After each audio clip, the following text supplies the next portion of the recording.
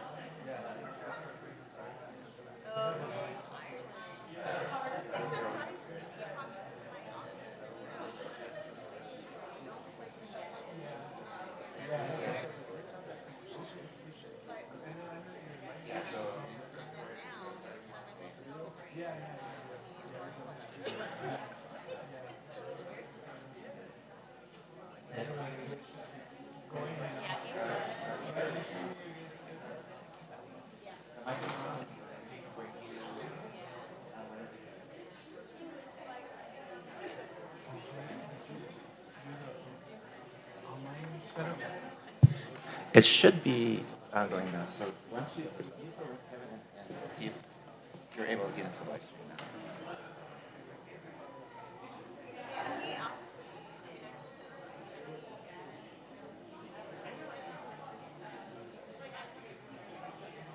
There it is. First. This one? Click on it. It should be showing us right here.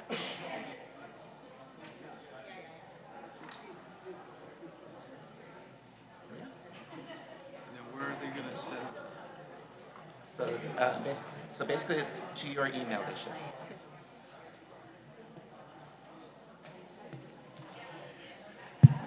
Good morning, everyone. Good morning, everyone. How's everyone doing? I guess we're ready to start. And I hope everyone had good travels coming in today.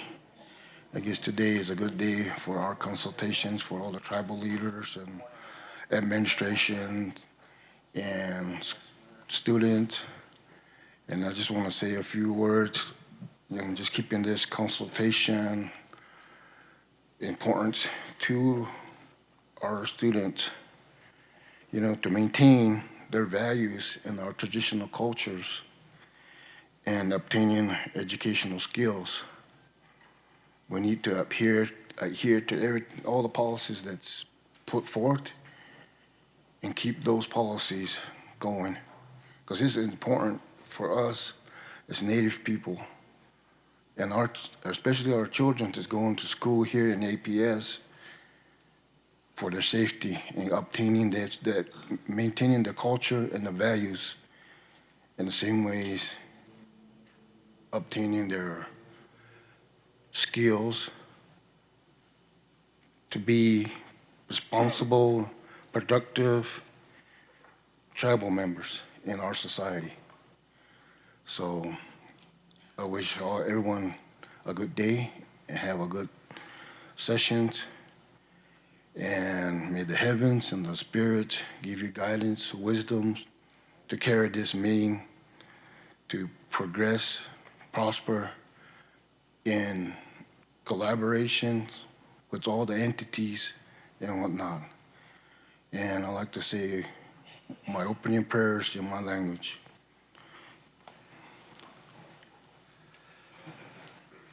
Hieman muskeemat sassina sopista kohtaa. Tuosi naatjos askena, että oma haastis kootsansa, että oma suhtaatjani, koska ne oma saahjani saajamista tapokti, ne toki saan haasti kootsansa. Tänne se oma ahtsan siitä, niin suhtsella kautsa, että ne oma suhtaatjani kootsansa, kahtsan, että se heikämi jääni saantsi nuutsuutsan, kun saahti juotiut, että se jääni kun heikämi, että se on junnusta ja kotsasin, adilla toadi naatjos askena. Det gick in på ni kon ni har ni skit så ni har så jag så de shata så kommer toni am ko tseme yksi de juik haastis haanit saanist ja haariki tseme uika ko jo ukseni ka toni haasa nosta kun ni suusaan ja me hina ja så haasti mosteemme shit no akash ni tsapona hamu uutsa mosteemme no ni kutsus are hemman kaamu tunnit kuutemme Tseamasta on seaskata, toinen se haltias keimus ja niin Suomen koutsansa. Se on niin kaatskuppan haastit saataasana. Koupen suuret juutsan, heitit siitä ja ahtsen kuutsuutsansa. Heitit siitä kuutsan, kahtsen ne osaatjamme. Heetsi ja niin kuin me kuunamme jotsiin junnusteekossa, kun haatsi jotsiin maasteemmit juutsansa. Että taamassa jo jäänyt saansoutsansa, kahtimuskani jotsiin juutsan kutsus. Ali saatsi sen tuoden jäässä, niin sama heotsa köytsäs, jotseikum, että juutsan, niin tampok, tiine, kaaja köytsä hadas ustunut. Ja äänetis juuttimun. Tuossa ditsi muuta kaaskuuskaa se suhtes, koska tonin itses ammus uhtimus, se on heotsa tseikum, pirskali tiine, kaasi ääni soutsus, koska tuonne haanittis kaimas. Kiinnitäs, no iän ja skaata, kun teitä yksi osa, kiitos iän ja kaatsit sitten kahve. Yhdessä iän ja kuhtsuotansa. Okay, with that, you all have a good day and let's get this meeting or consultation going. Thank you.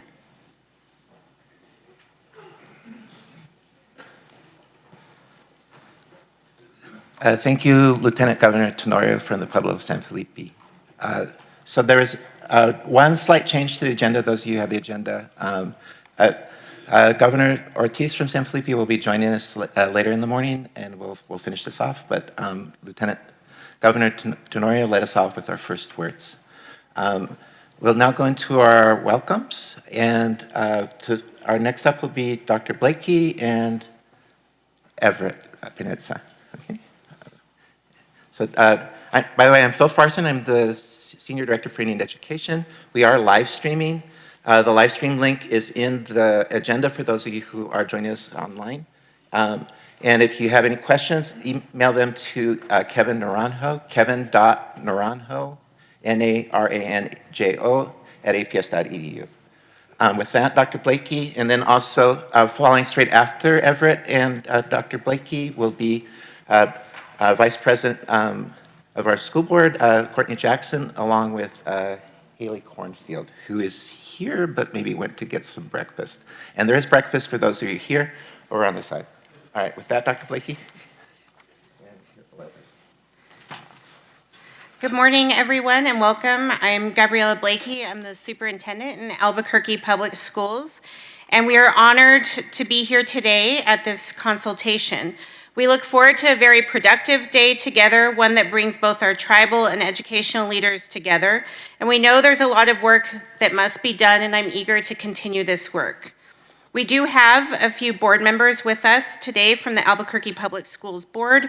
Ronalda Tomarito.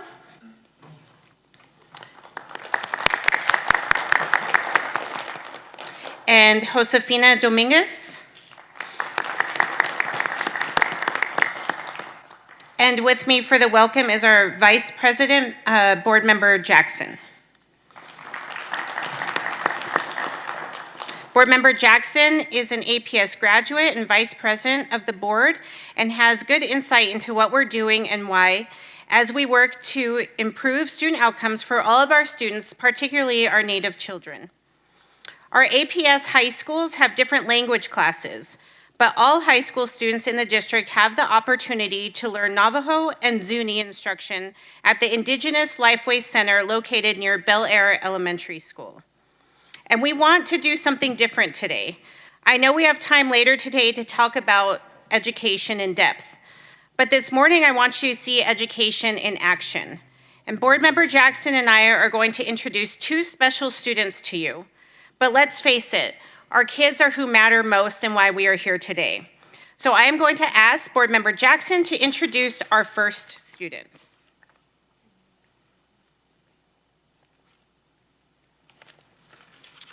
All right, thank you, Dr. Blakey. So it's really great to be here today. Thank you so much for this opportunity.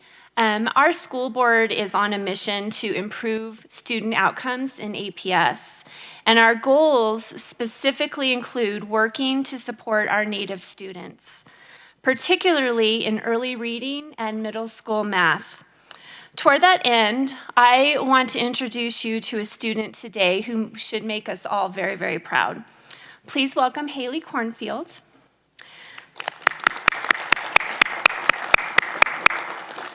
Haley is among the first Albuquerque public students to earn a state bilingualism literacy seal in DNA after passing a grueling oral exam created and administered by the Navajo Nation. It's a great accomplishment, and Haley, we're so proud of you.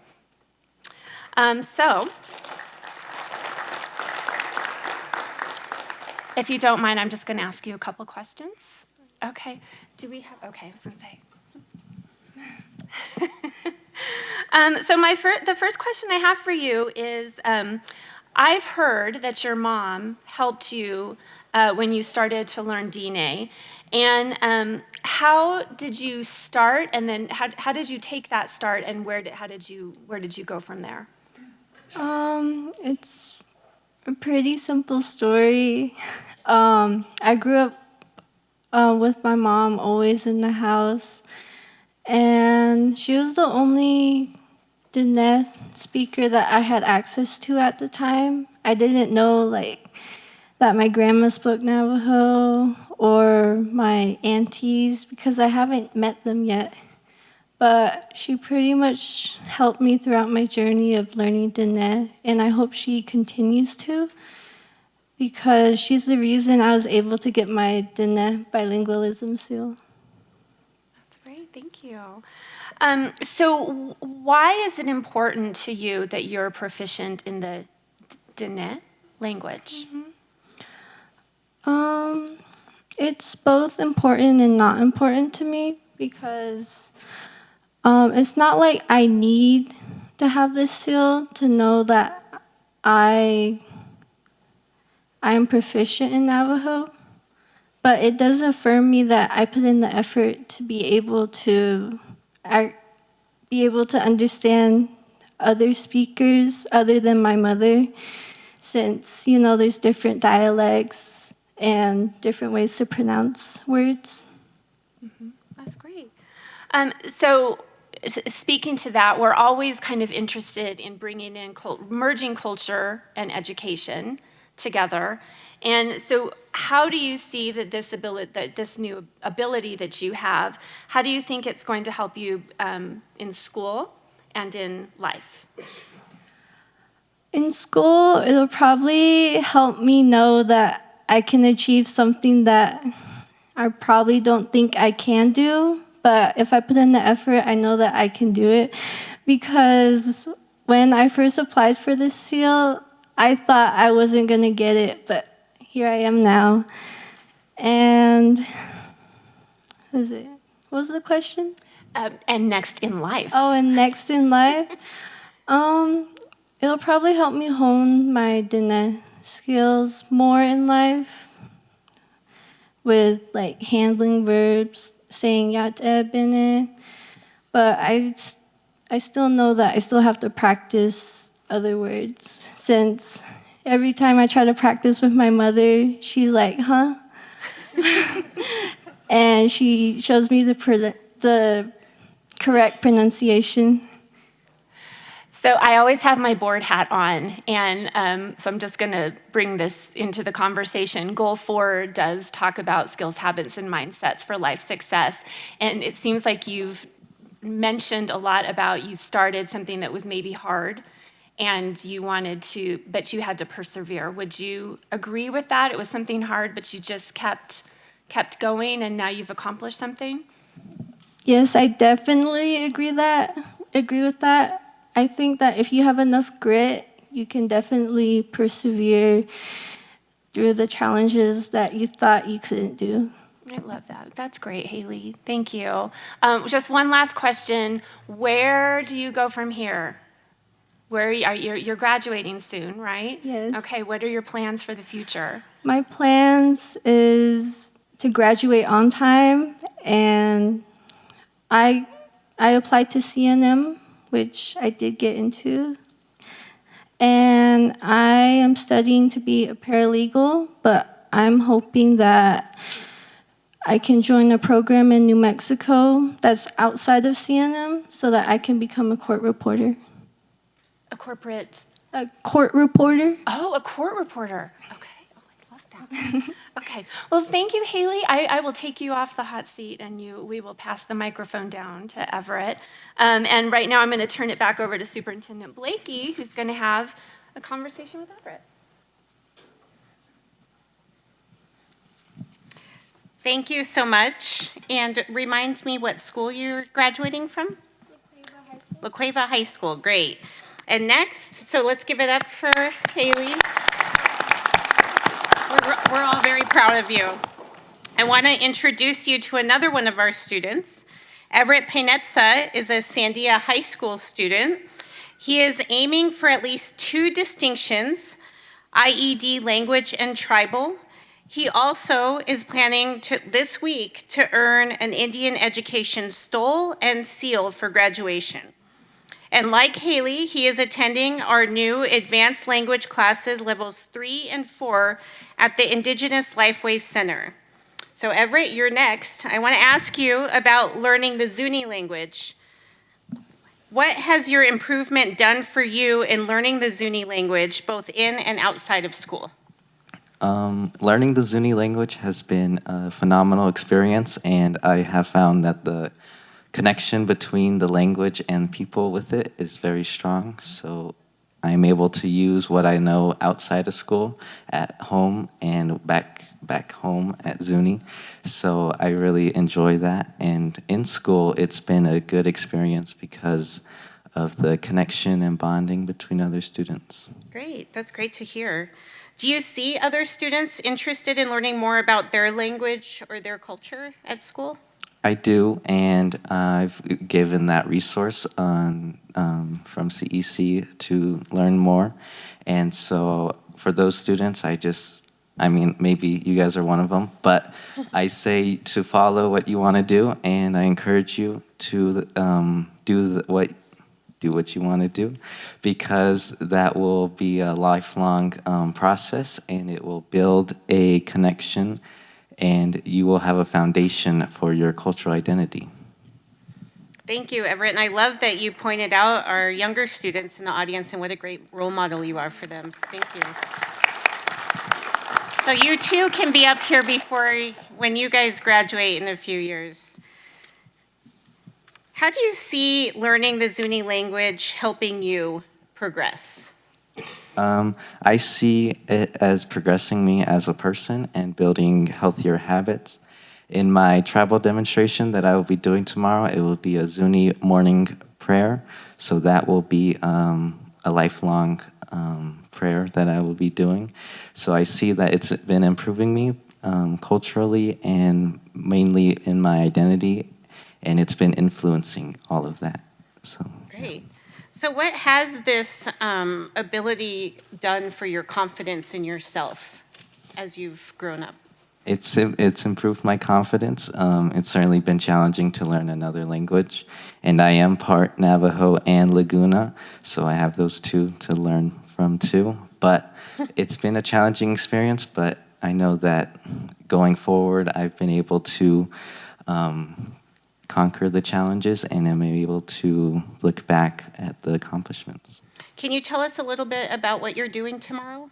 So tomorrow I'll be applying for the tribal and bilingual seal. So I'll be demonstrating a tribal demonstration in which I've chose a morning prayer. And that is, the reason I chose it is I lost my father at a young age.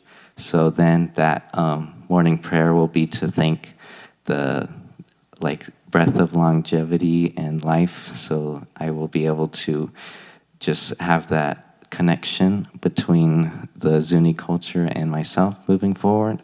And then for the bilingual seal, I will have to demonstrate my fluency in Zuni, and I'll be identifying objects, colors, directions, and just everything, need to know. So when everybody else thinks like Friday's an easy day, for you tomorrow it's not. We'll be thinking No. of you, for sure.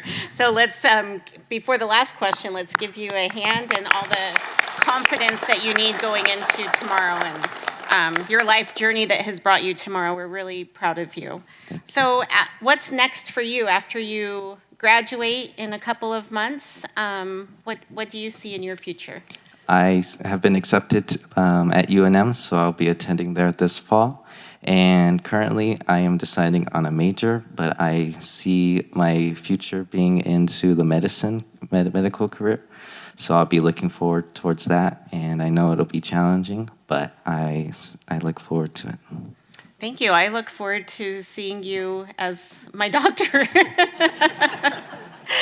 So let's really give these two students a hand.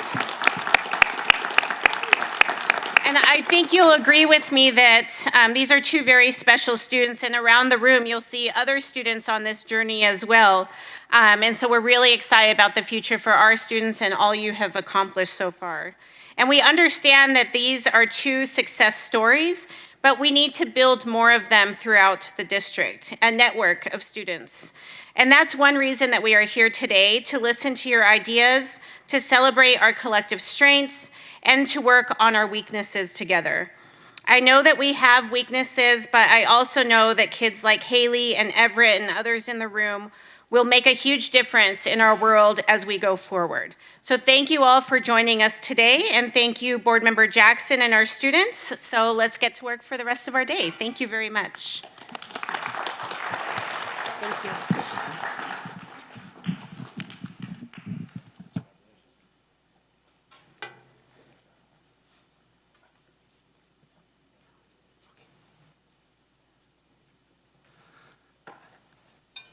Thank you, Board Member Jackson. Thank you, Dr. Blakey. And thank you, Everett and Haley, for being brave and coming forward.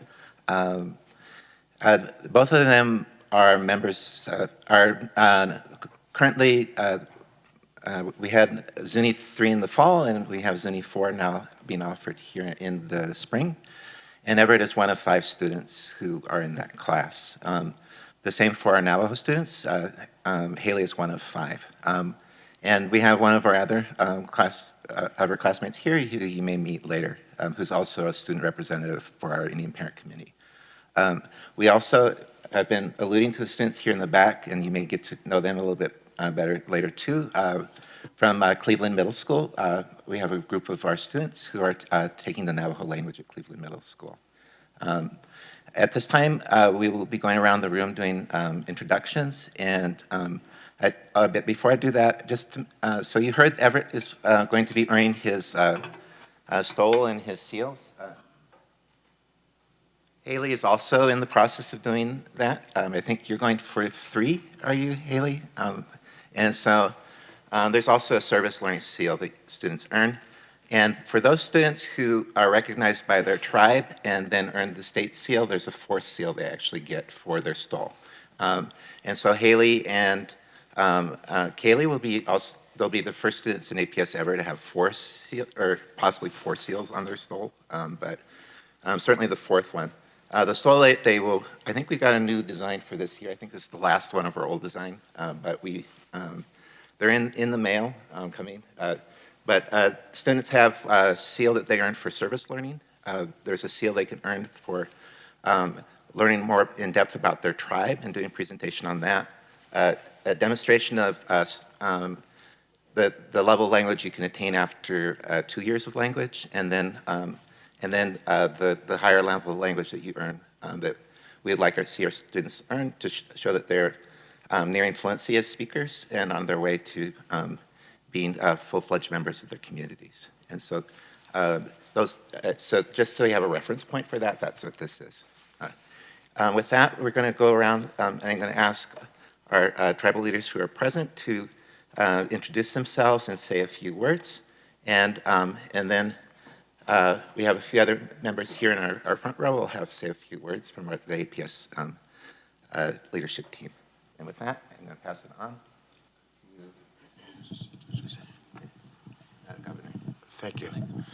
Go to hope, I say, I can miss out, I can go, as a discuss, is Jima, that did not you go, straight to the heart, the way you call when you go, the heart says, Hemaco, square, it was right, or he not got you, Miss Coach, at the heart, no, was a night, was a mistake. It's a car, you call when you go, the cars, this your Jojo, car, your coat, to mail hearts, the skinny, a comic, who it's a ish, you, and they go, track this out, you must say, I can not, but they told them, much as a and a true. Good morning. My name is Raymond Aguilar Jr., Acting Lieutenant Governor for San Antonio Pueblo, on behalf of my Governor, Thomas Moquino. Thank you for inviting me here. Gå till hoppa saker med jag måste käka. Har jag packat sitt så sitter så. Har det går så kanske helt arsta. Jag piskar det in det kommer ut så att Good morning everyone. My colonized name is Chris Trancosa. I'm from the Pueblo of San Felipe. And I just thought to me, I was just, I had Tarsa, I'm with the mountains, so she couldn't have to talk to night was much tech, or I shot them and shot up, and then I did the outnet, so I knew I'd go. Good morning. I'm Lieutenant Governor San Felipe Pueblo, representing Governor Ortiz. And it's good to be here. This is my first time here in this type of an event. And I'd like to say thank you for the students who are showing up interest, seeing firsthand that the conversation is taking place on their behalf. And we need to collaborate and keep this going for our students. Thank you.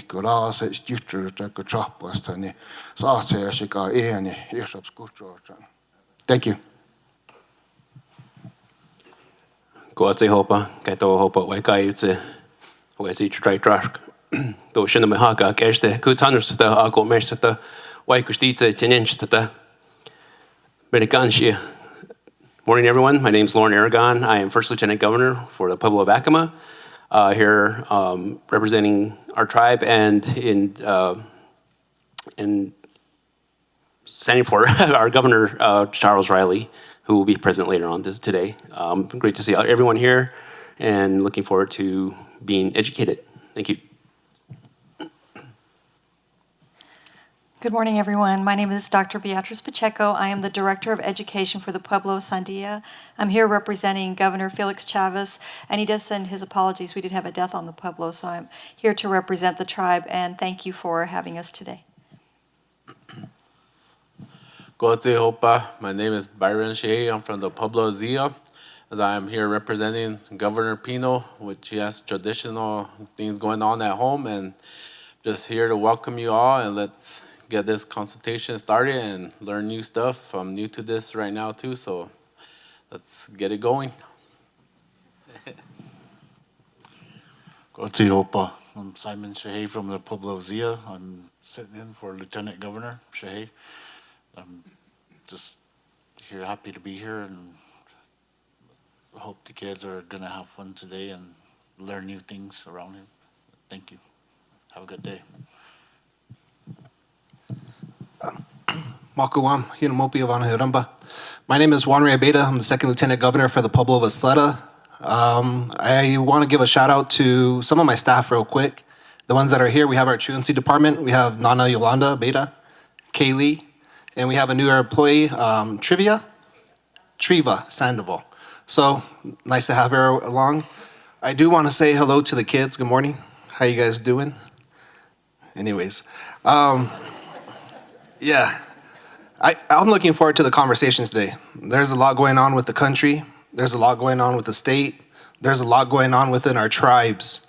And so it is nice to have this continuum of generations in here. To have your tribal leaders here, to have your leadership from APS here, to have your superintendent here, then to have the youth here, and to have all of the support staff here. These are serious things that are going on, and I'm hoping that you pay attention like I'm trying to do today too, because there's a lot to understand and there's a lot to get out of this today. And like some of these governors are saying too, someday you might be in our seats, or someday you might be in our shoes. And so these things to learn right now and to put in your mind as seeds, as you grow and see how education works, you guys might be in charge of these policies in the future. You might be up here talking with government to government or government to APS. And so it is a learning experience for all of us. It's a learning experience for me as well. And so today, education does not stop. And I'll tell you this, education happens every day for every day that you live. It does not stop. There's always something new to learn, even when you're 100 years old. So that's where we're going today. Thank you.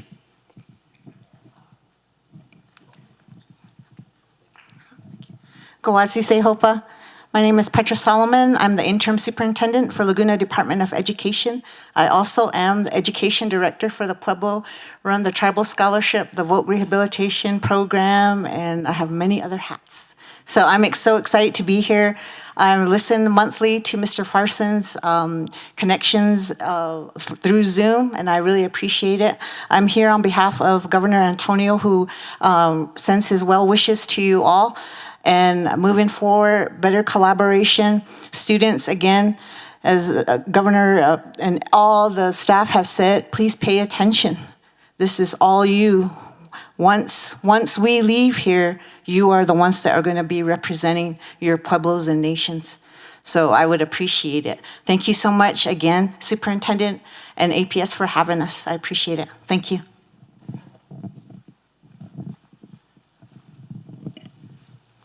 Good morning, everyone. I'm Ronalda Tone Warito, from Dene, and grew up in Crown Point, New Mexico, and I'm on the APS school board. I want to acknowledge the teachers, our language teachers within APS, and Alvino Sandoval here has been very key in creating a great program. And in January 27th, the children in this group got to go to the Navajo Nation and not only recite the Pledge of Allegiance, but also sing and show their talents in Navajo. So it was a great experience. They got to visit our president, Bu Nigrin, and they got to go see the chambers, and they got to see so much there that was going on.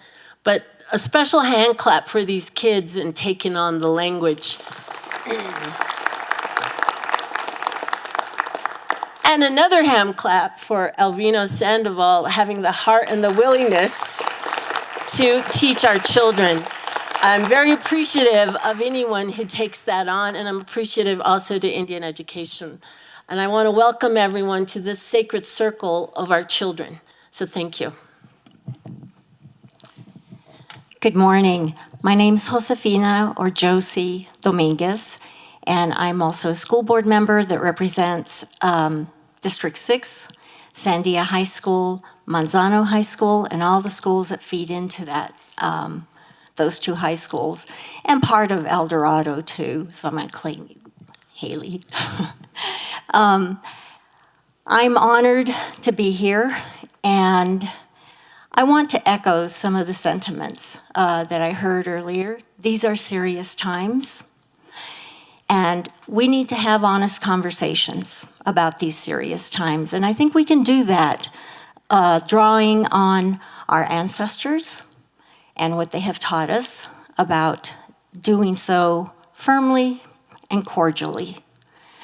I'm the chair of the policy committee. Ronalda is a member on the policy committee. And we have we have an opportunity to take on a serious topic, and that is tribal consultation. you currently have, I think APS has done a wonderful job. Thank you, Phil, and thank you, Superintendent Blakey, establishing and keeping, sustaining tribal consultation on the administrative side. What is left to be done is consultation between school board, elected officials, and governors and their designees. And I think there is an opportunity there to talk about policy. And in these times, policy is going to be critical, and then beyond. So pay attention, children, because as you've been instructed, take notes, because you're going to carry on what gets established here today. And I think it's important, as Board Member Jackson pointed out, that we marry, that we honor education and culture. Absolutely. Because our educational system has been primarily a dominant culture. And it's time, every time I go to NIA, the National Indian Education Association Conference, oh my God, I just feel this energy of greatness rising from all nations, all First Nations, and it's inspiring. And so I'm hoping to express that with you soon in the future. Thank you. Hi, I've already been introduced, but I'll go again. My name's Courtney Jackson, and I'm the current Vice President of the APS Board of Education. I am just really honored to be here, and I was so pleased to be able to have a conversation with Haley. So thank you for allowing me to do that, Haley. Kaylee and I got to also spend some time together in, where were we? I can't remember. Dallas, thank you. Was it New York? Where was it? We were in Dallas together, so we got to spend some time together, and I'm just unbelievably impressed by the students and the perseverance that not only you guys underwent, but what you guys will be going through in the future. And so the APS Board of Education is here to support you as you go through your education from K through 12. And I'm just happy to be able to participate today. So thank you. So before we move on, do we have any other tribal delegates in the room or tribal officials?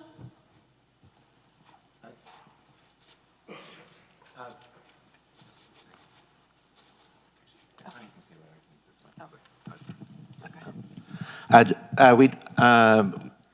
Zuni is also joining us, but they were unable to be here in person because of some other meetings they have later today.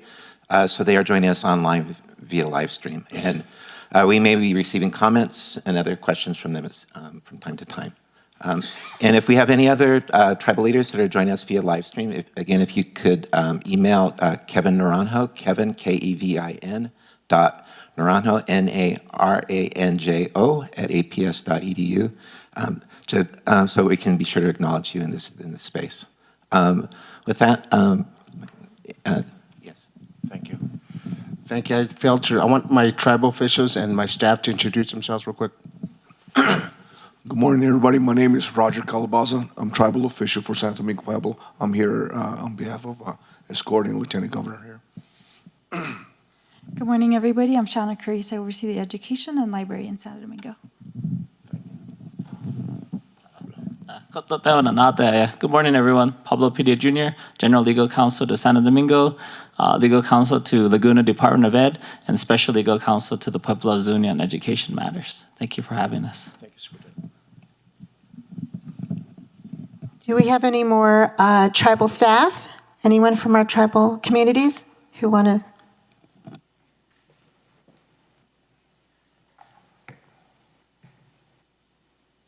Good morning. My name is Eddie Garola. I'm the Education Director at the Pueblo of Santa Ana.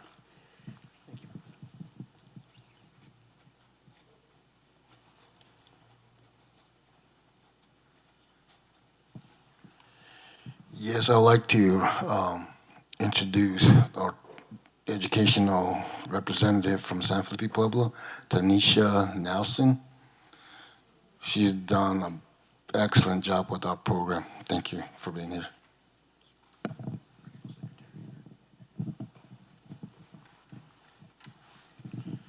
Guatsi Helpa, Galpa, Straight Josh. Good morning, everybody. My name is Ardell Concho. I'm the Acoma Tribal Secretary.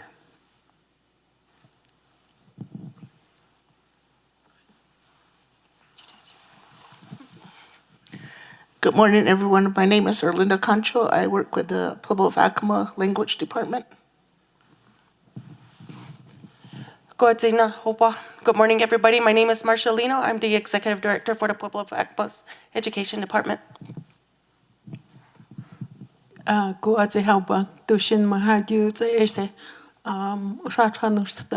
am from the Pueblo of Acoma, and I work with the Acoma Education Department. I am the Education Manager. Welcome, everyone. Anyone? You guys can't escape us. Good morning, everybody. My name is Nicole Swinzel. I work for Santa Clara Pueblo Department of Youth and Learning as the Deputy Director. Thank you.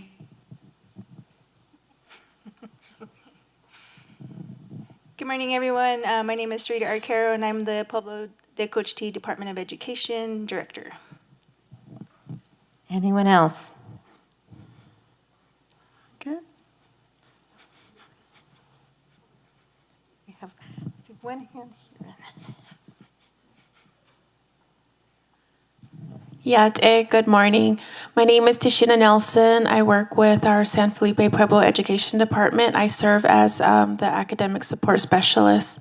I'm currently sitting in for our Director of Education, Dr. Carla Moore. Thank you. Good morning.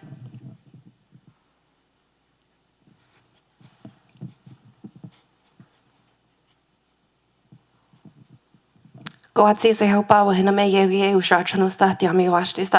name's Brandy. I am actually not of tribal leadership, but I am with the city. I am the Office of Native American Affairs, and I just wanted to introduce myself so that the leadership knows that I'm a connecting piece here within the city.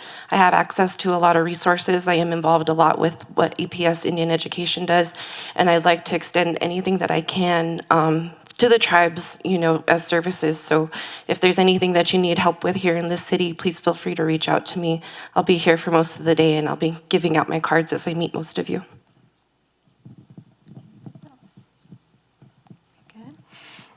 So speaking of, do we have any city, county, or state representation?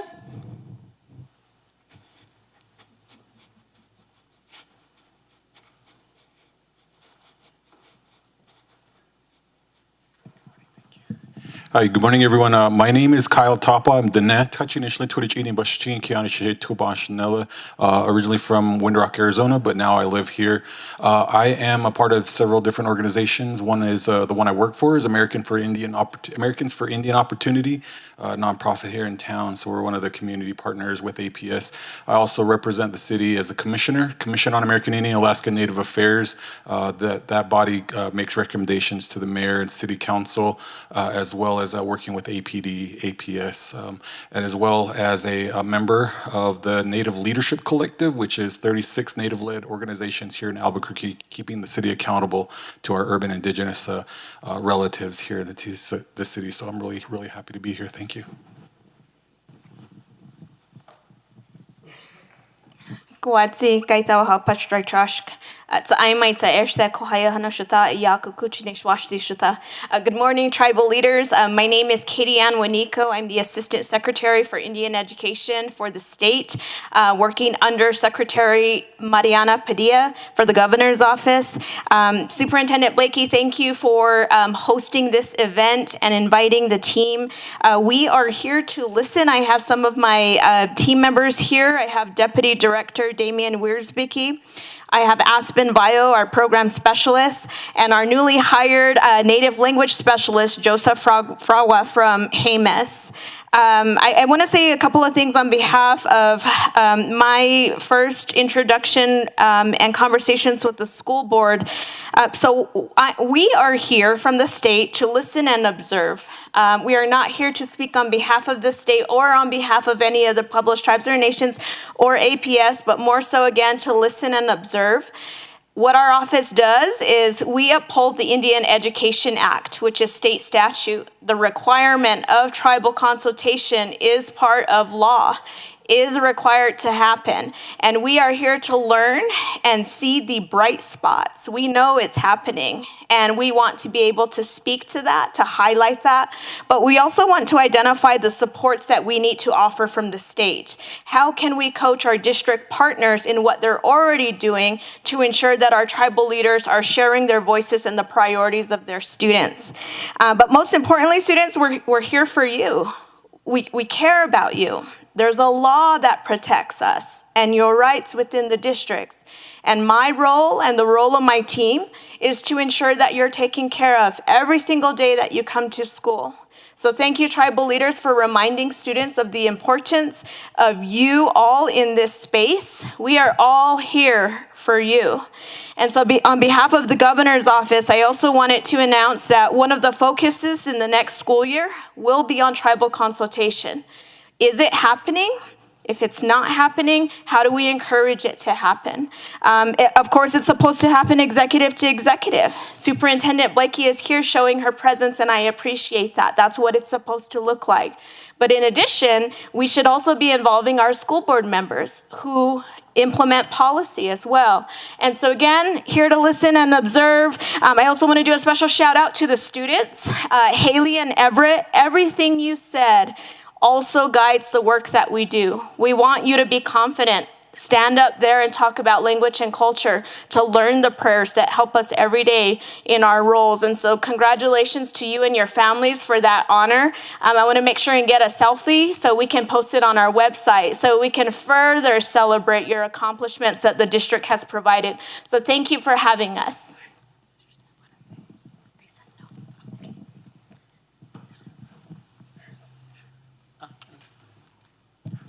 At this time, I'd like to introduce, because technology isn't there, but on live stream, we have the delegation from the Pueblo of Zuni, and we have Lieutenant Governor Cordelia Hui. They sent the list here. They're not all there, so I want to make sure I get everybody here. Head Councilman, it's Mr. Anthony Sanchez Jr., Councilman Ricky Penkatiwa Sr., Councilwoman Virginia Chavez, Councilwoman Berdina Sanchez, and Councilwoman Shirley Bellson. Thank you for having them, and I hope they can hear us, and we look forward to your participation.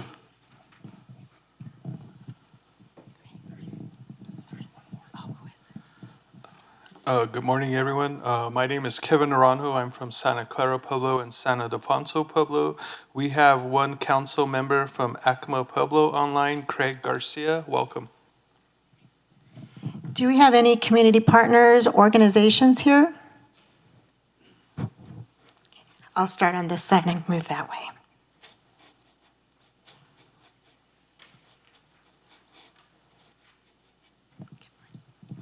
Kwatsi Haupa, Shinomakwiti, it's Airsesh, Yago Kuchinishano, Ako Mersata.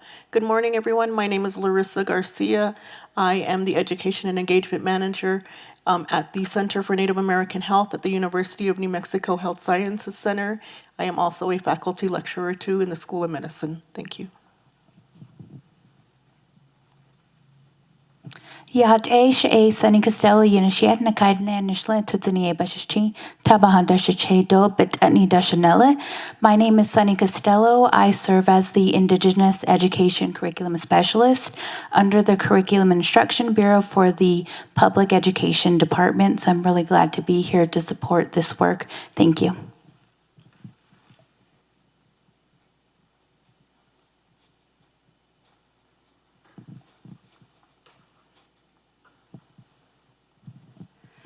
Betu Washde, Tate Chigalawi, Little Wind Woman. My Washichu name is Nikina Mills. I'm from the Oglala Sioux tribe. Chante Washde Nape Chuzapi. I have several roles here. I'm a parent of 2 kids in APS.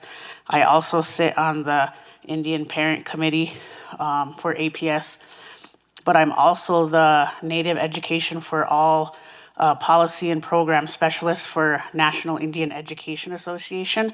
So I'd really like to just share that we have a lot of resources on our website for tribal leaders, for tribal ed directors, especially with all the federal level things that are going on currently. So I did want to share that. So thank you, and I'm glad to be here.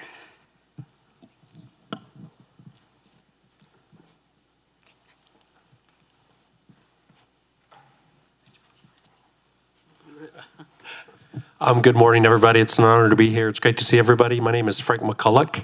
I am a Senior Director with One Generation and would like to introduce my colleague, Heidi McDonald, also a Senior Director with One Generation. Thank you.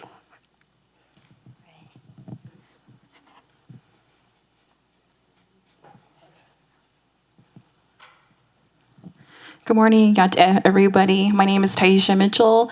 I am here representing the Institute of American Indian Arts, a tribal TCU college located in Santa Fe, New Mexico. We are here to also listen and observe.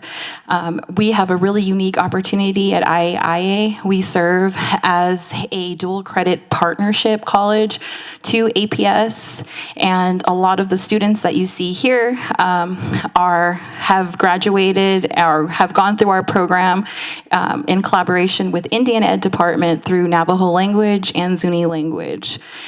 So we're very excited. We've worked with Alvino in the past and have worked with Shannon and Colleen and a lot of really great staff that you have here at APS.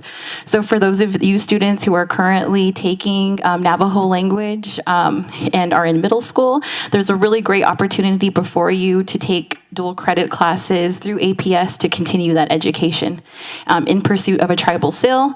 And so we're just super thankful for you all to be here and hope that you are excited for those future opportunities. And I'm here today with my colleague, Emmy Bartholomew, who is the dual credit coordinator. Thank you so much.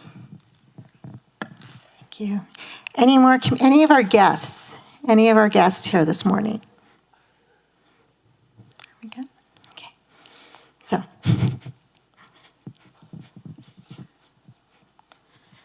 So I probably actually should have introduced myself before I started this, but. Oh, one more? Okay.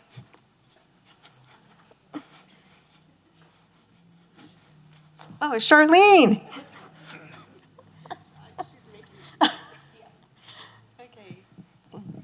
My name is Charlene Lucero, and I work with the Pueblo Asleta Department of Education. And we have a great partnership with APS, and we're happy to be here. And it's always enjoyable to work with all of you. And okay, thanks.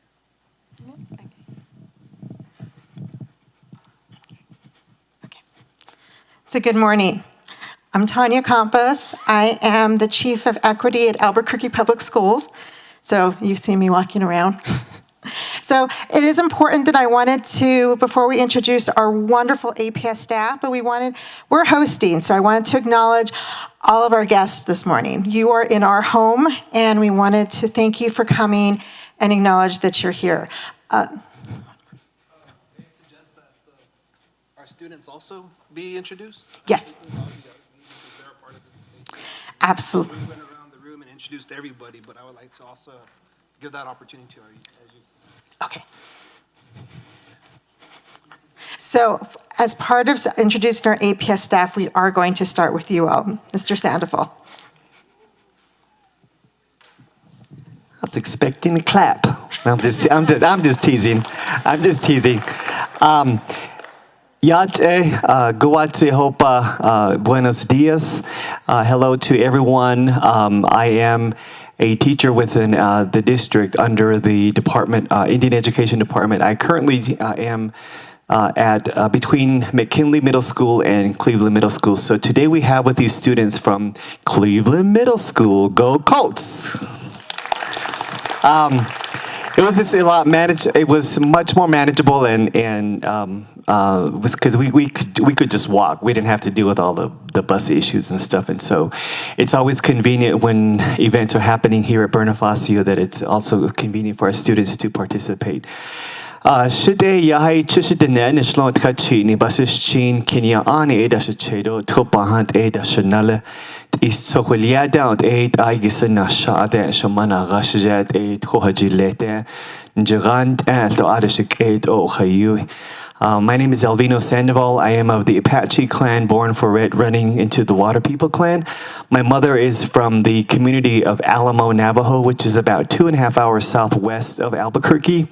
And my father was from the community just west of here, Tohajili. Many of you probably know it as Tohajili, but I always correct folks with pronunciation. Maybe because I'm a language teacher, I would say it's Tohajili, not Tohajili. But try your best when you're pronouncing it. That's where I have a lot of relatives and connections as well. And so we're very proud of. I'm very proud of my students, and I say that with all of my students.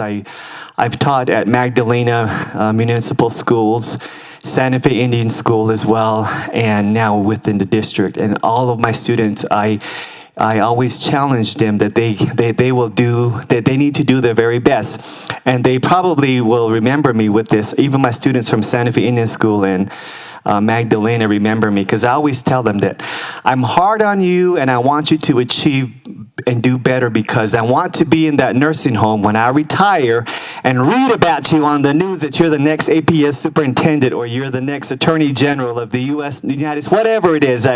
Valero she was my student. I want to be happy there in that nursing home when I retire. So I always constantly remind them of that as well, that they can always achieve and do well, and they do excellent as well. And before I introduce some of my students, I want to also introduce Miss Peters, our librarian. She's always gracious to our students, and now she gets the clap. I didn't get a clap. No, I'm just kidding. I'm just teasing. But Ms. Peters is always great in substituting and being part of our students, and our students really do enjoy her involvement as well. One thing I do want to say about Cleveland, we're very proud. This is our very first year we are the only, I think, IB International Baccalaureate middle school within public education, I think. And there are some other charter schools, private charter schools that are IB middle school programs as well. And basically all that means is we advance our rigor, we advance the opportunity of learning to our children, our students, and that we give them this global knowledge and connection of intercultural diversity. And part of it is also to create lifelong learners and those that love to learn, and that they will continue on that pathway as they leave our middle school.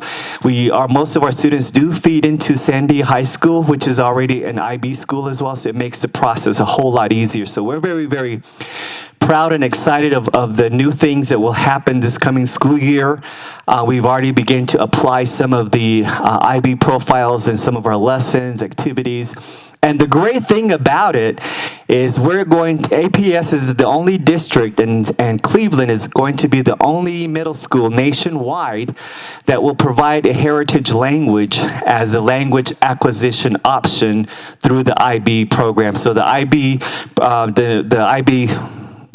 folks, wherever they are, accepted the curriculum, our standards, our assessment to offer Denebizad. So we'll be the only school that will be offering Spanish and Navajo language as part of the language acquisition component as an IB school. So we're very, very proud and excited about that opportunity as well, just to toot our horn of where we're headed as well, and just to also thank Superintendent you for this opportunity as well, and allowing us this platform. Mr. Forson, tribal leaders, thank you for your encouraging words. It means a lot, because it's not easy teaching a language, especially one that's trying to survive as well. And that's why we always are pressing very hard to encourage heritage language and culture in the learning opportunities as well. So that's one thing I wanted to mention about Cleveland, is we're as an IB school, we're infusing the Navajo language program into that option as well. So I'm going to introduce the students here. We're going to start in the back, and I would want you to wave your hand or stand. First, we're going to introduce Haley Sandoval, who's also from, was it Acoma, Ha'aku, and Dene, Navajo. Zylia Henderson, Dene, as well. Alexander Begay, Dene. Avery Warito, Dene. And Jason Tyler, Dene, as well. And then Jewish, and there's a whole lot more to his as well. Malachi, stand up, Dene as well. Aiden Smith, Dene. Palera Washi, Dene. Miley Sombrero, Dene. Noah Delgarito, Dene. Jonathan Tolino, Dene. Elijah Tucson, Dene. And Liliana Gonzalez, Dene, and Mexican as well. Nathan, Hispanic, I'm sorry, she corrected me. Nathan Archuleta, Dene, what else do you have? Dene and Pueblo, one of the Pueblos. Is it Laguna? Laguna, yeah, Laguna Pueblo. Gabe Lovelace. Gabe Lovelace, I'm sorry. Dene, Laguna, Santa Clara, and Mexican as well. Devontae Monty, Dene, future APS student, my nephew. Mariah Kwam, Ashui, Zuni, and Sophia. Ebony, this is Ebony.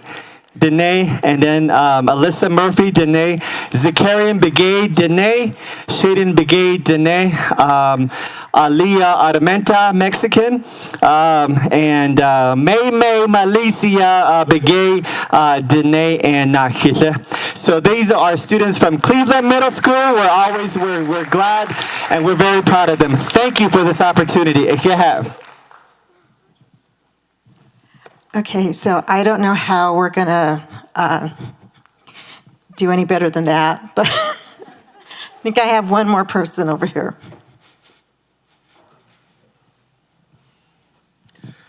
Hello again. We have Rick Giuliani, who is the Education Director for San Ildefonso Pueblo. Welcome.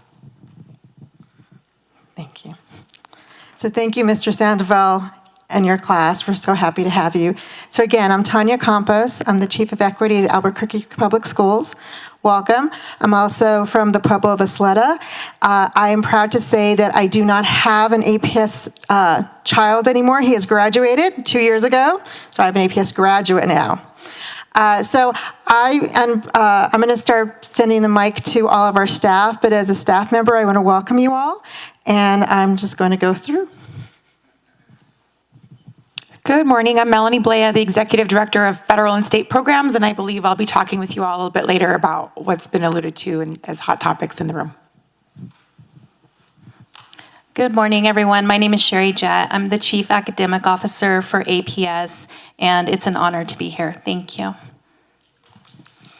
Hello, I'm Johanna King. I'm Chief of Staff, here to listen and learn. Good morning. Good morning, everybody.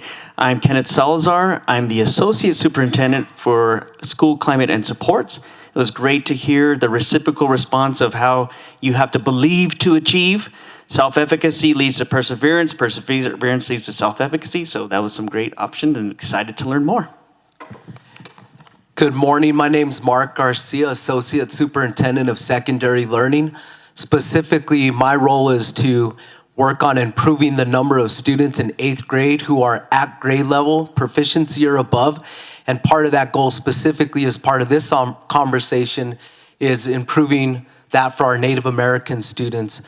And the second part of my role is improving the number of students who earn credit in AP, IB, earn an industry certification and or a bilingual SIL. And I want to thank our students for their pursuits in earning a bilingual SIL, and I'm going to be reaching out to you all to invite you so that we can celebrate your accomplishments at our April 2nd Board of Education meeting, which will be doing board progress monitoring for Goal 3. So thank you for being such great examples for our younger students, and I just really look forward to learning from everyone today. Thank you. Good morning, everybody. My name is Gabe Hawkes. I'm Deputy Superintendent for Operations here with APS. It's an honor to be here with you today, and a pleasure, and super excited to be sitting next to our amazing students. And a huge shout out and congratulations to the hard work of our graduating seniors that are coming. So thank you. Good morning. I'm Rachel Altobelli, the Senior Director of Library Services and Instructional Materials. Just here to listen so we can make sure we have the right books for you all. Buenos dias. Good morning. I'm Linda Varela, Senior Director of Bilingual Programs. I'm happy to be here and get to work closely with Phil in ensuring our students have their bilingual seals. Buenos dias. My name is Jessica Cano. I'm the new Executive Director of Language and Culture Equity. I'm very excited. I'm a strong advocate for native language opportunities and those seals. So I'm super excited to continue to work and listen for next steps for more opportunities for these students. So I'm super excited to be here. Thank you. Good morning, everyone. My name is Doreen Baca. I also work in Language and Cultural Equity. I'm the Senior Director of English Language Programs, and I'm honored to be here and be part of the work today. We have a few staff around the room.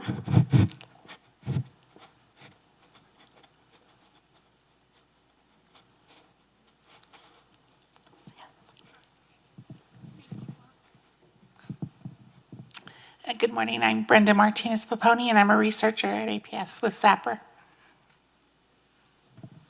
Good morning. I'm Autumn Ortiz. I also work with SAPR through APS.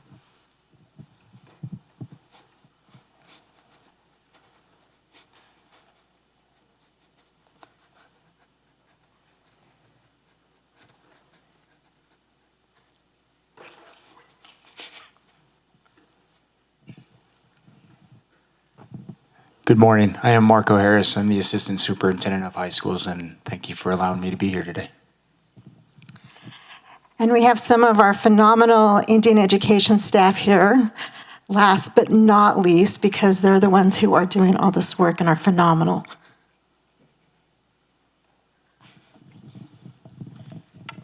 My name is Moni Corona. I am a place-based and environmental education teacher for Indian Ed.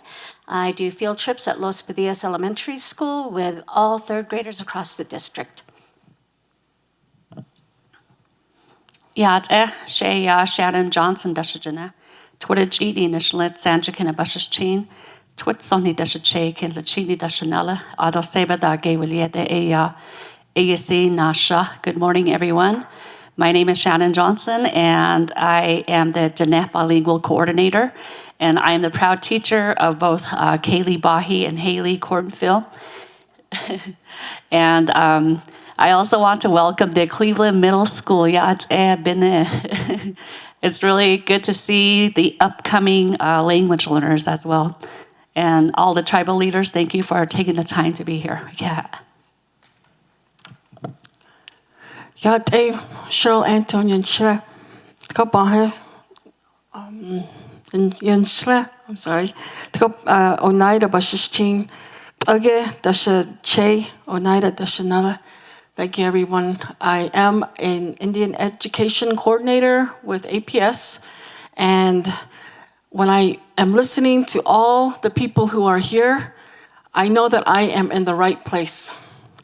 So I want to say two things to think about and consider is I know that we are advocating for language in our school, but I also want our leaders to consider having APS set aside time for identity, teaching our students to be proud of their identity and teaching them how to advocate and to come to an APS school environment and to be able to have that, that platform to speak freely. So I know that we have our language courses, but we also need to start adding that identity piece to APS time schedules during school. So think about that. Another thing that I'd like to also have our leaders in this room think about, I know that we have curriculum representative here, but one of our seniors, Kaylee Bahi, she is talking about textbooks and the inappropriate use or the inappropriate language within the textbooks here at APS. Those are two things that seem to be, that need a spotlight. So those are two things that I'm going to continue to advocate for. Thank you. And there's other Indian education staff around. They're actually not in the room because they're doing multiple things for part of our consultation. So I just want to acknowledge those individuals that you'll probably saw as you checked in or as you'll see for lunch and all that. So thank you all. Are we missing somebody? Do you have someone on? Dr. Gonzalez. Oh, he's going to come next.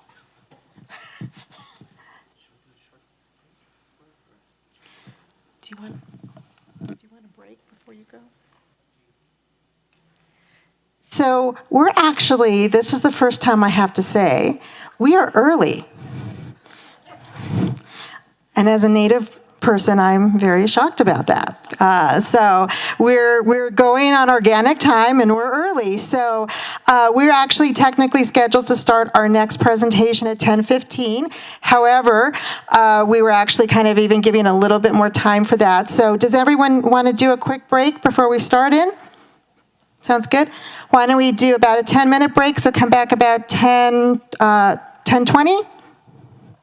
Okay, thank you. And then Dr. Gonzalez, our Deputy Superintendent, will be presenting at that time.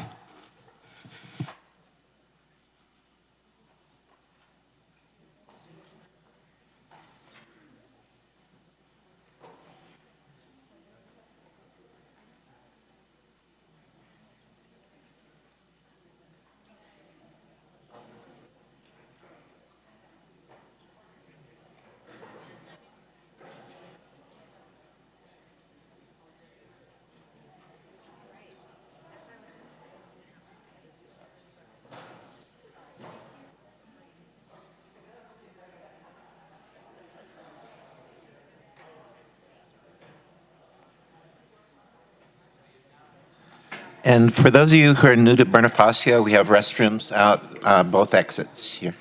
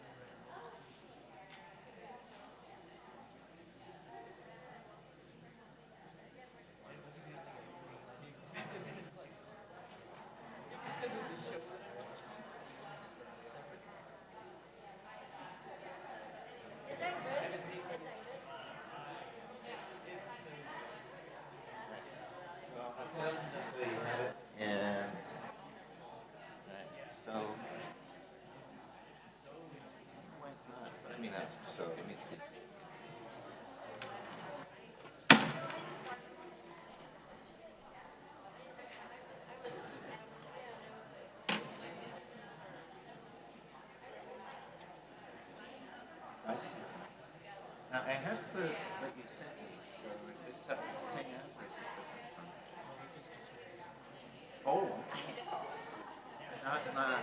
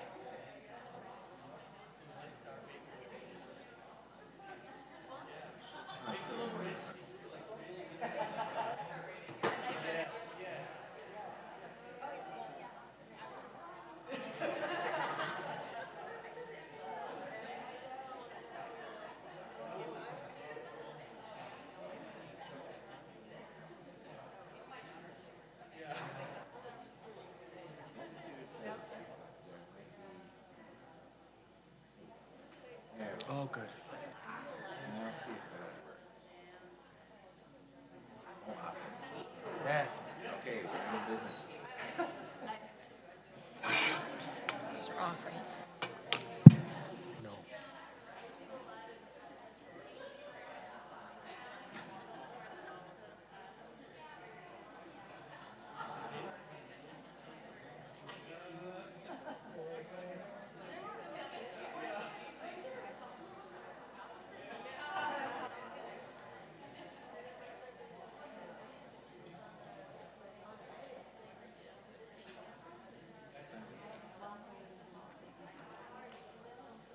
Say a good decade, 10, 15 years.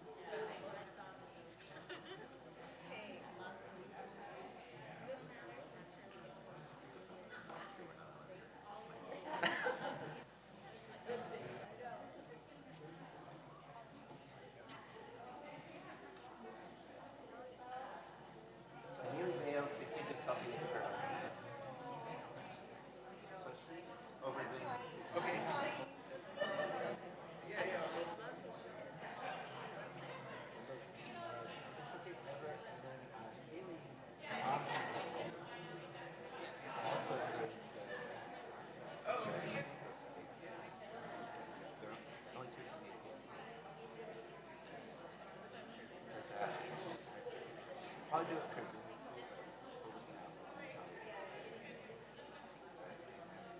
Eventually, I want Shauna and Santa Domingo to do it. So we can. I was going to say Santo Domingo doesn't have. Do you have a sales process?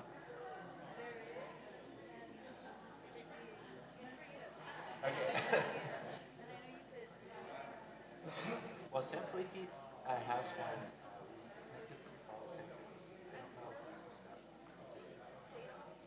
But the thing that we can figure out is just what really helped the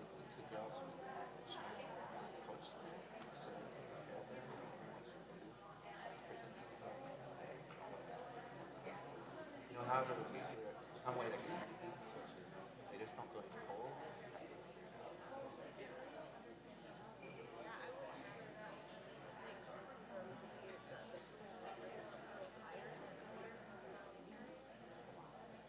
It's like I needed just two to like show it to me. It's gonna be like all boring. There's 80 kids from APS that all everybody's getting CL. That's half true.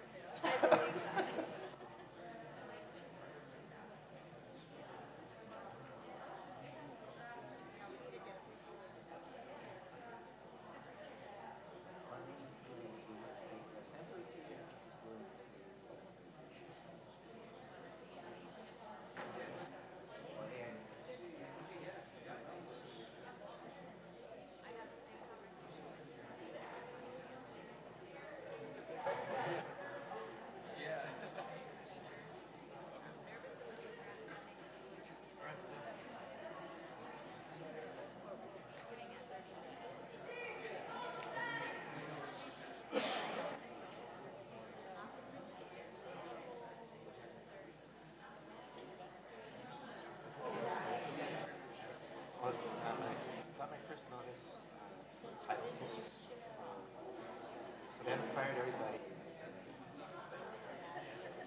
Somebody still maybe from halfway.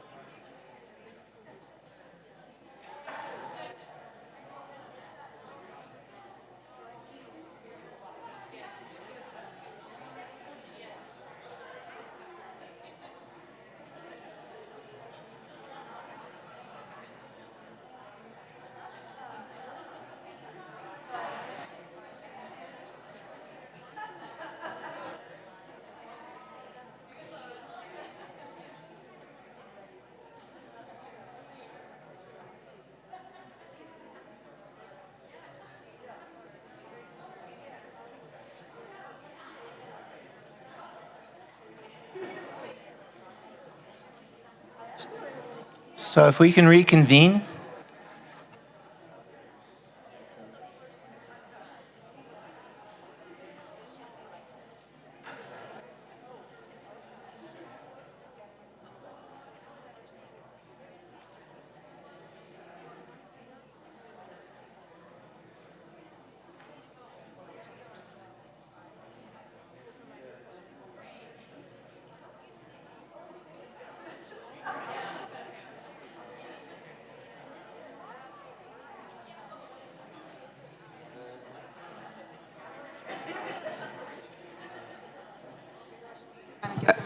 Okay, okay, everyone, if we can get back to seats so we can do our presentation on the district goals and guardrails, and an update on where we are at as a district.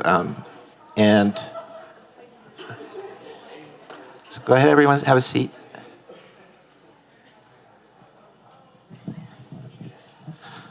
So our Deputy Superintendent, Dr. Antonio Gonzalez, will now be doing a presentation so that you get a sense of where we've been focused at a district since the establishment of these priorities that were established last year. Dr. Gonzalez?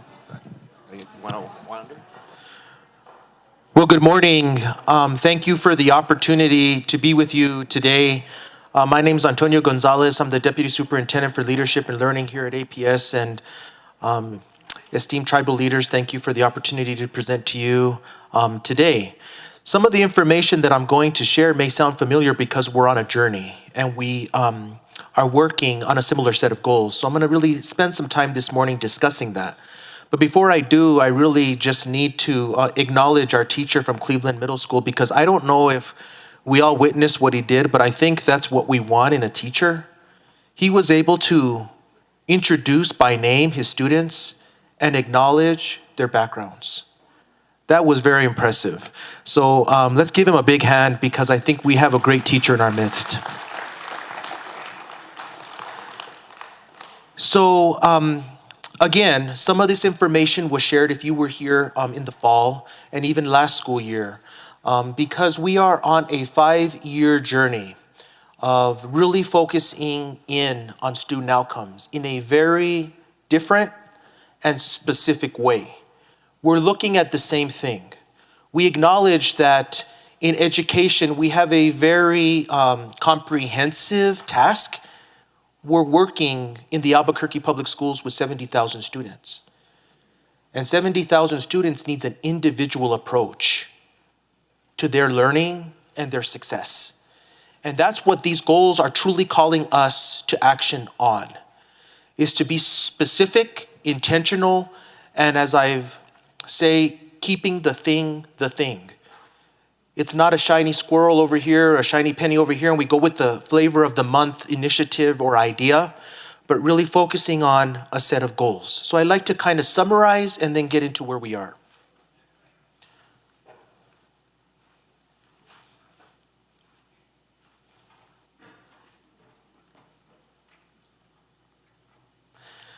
So there's a mantra or a motto that has really guided our work, and it's the notion that student outcomes don't change until adult behavior changes.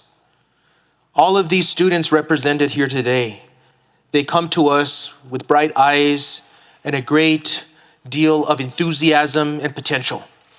And as adults, as teachers, as counselors, as administrators, it is our responsibility to meet their diverse needs.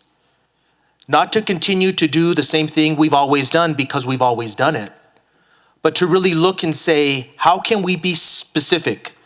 How can we be consistent? How can we make sure that we're looking at the right data in the right way to support our students over time? How do we keep the goalposts consistent so that we're working toward a common set of goals? This initiative, these goals, is calling us as the adults within the organization, within Albuquerque Public Schools, to be different. We're being called out because they're bringing everything they have every day. We need to do the same. So I want to acknowledge that, because that's been really a bell in the ear of the adults within the organization at APS. And we've really taken that seriously as we move forward.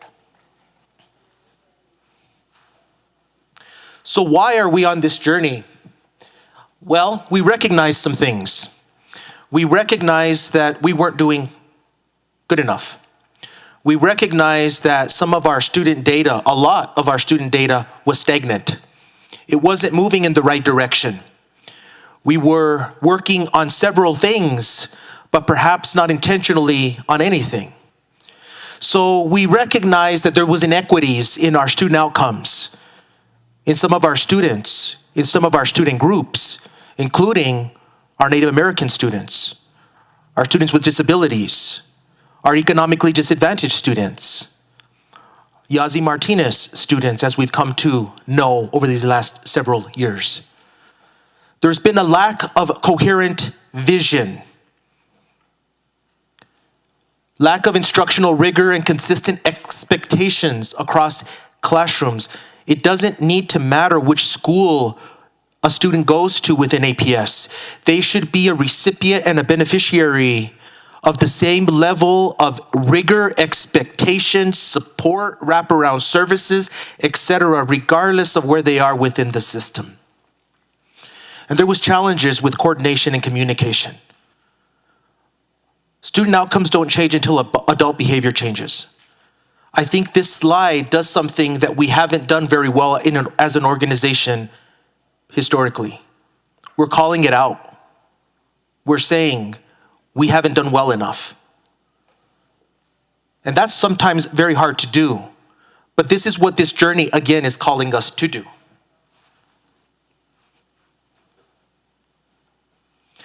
So what did we do about it? We went on the road. And this might be a little bit of a summary and a little bit of a recall to what we talked about in the fall and even last spring. We went on the road and we listened. If you recall, we came here and we took some feedback. We went throughout the district. There was several community meetings led by members of the Board of Education to really listen and collect data. What are the hopes and dreams? What are the values of the community? What is the community calling us to do? So we listened and triangulated the data and looked to see what was being said by our tribal leaders, by our community leaders, by our parents, by our teachers, by our parents on one side of town versus another side of town, and triangulating all of that data to inform us. And we began a journey. Now, another thing that I think is important to point out is this journey isn't specific to a conference room where a great idea, a great plan is built. Because it began in a cafeteria. It began in a gymnasium where all of these parents, family members, community members, leaders, business officials came together and we collected this data. And then it informed the boardroom, the conference room, and the classroom. So there was a through line throughout the system of the same thing being the same thing.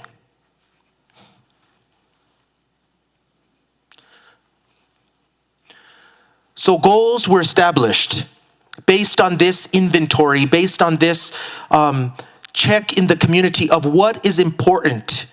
What are the values of the community? And they were boiled down into 4 areas. One is early literacy. Looking at the data and listening to our community, we recognized that really looking at the research and the voice of the community, our students need to be literate, to be able to achieve, and to be at grade level as they move throughout the grades. Another one was 8th grade math proficiency, building upon the notion of the work in elementary school into middle school and ensuring that we are set up to work on numeracy with our students and monitor it over time. High school, college, and career readiness. College and career. Recognizing that some of our students may aspire to college, some may aspire to career, and the onus is on us to provide a diverse portfolio of options for our students to be prepared for after the Monday after graduation. And finally, conditions. Skills, habits, and mindsets to make sure that we have the conditions for our students to succeed. So I'm going to go into each goal just briefly.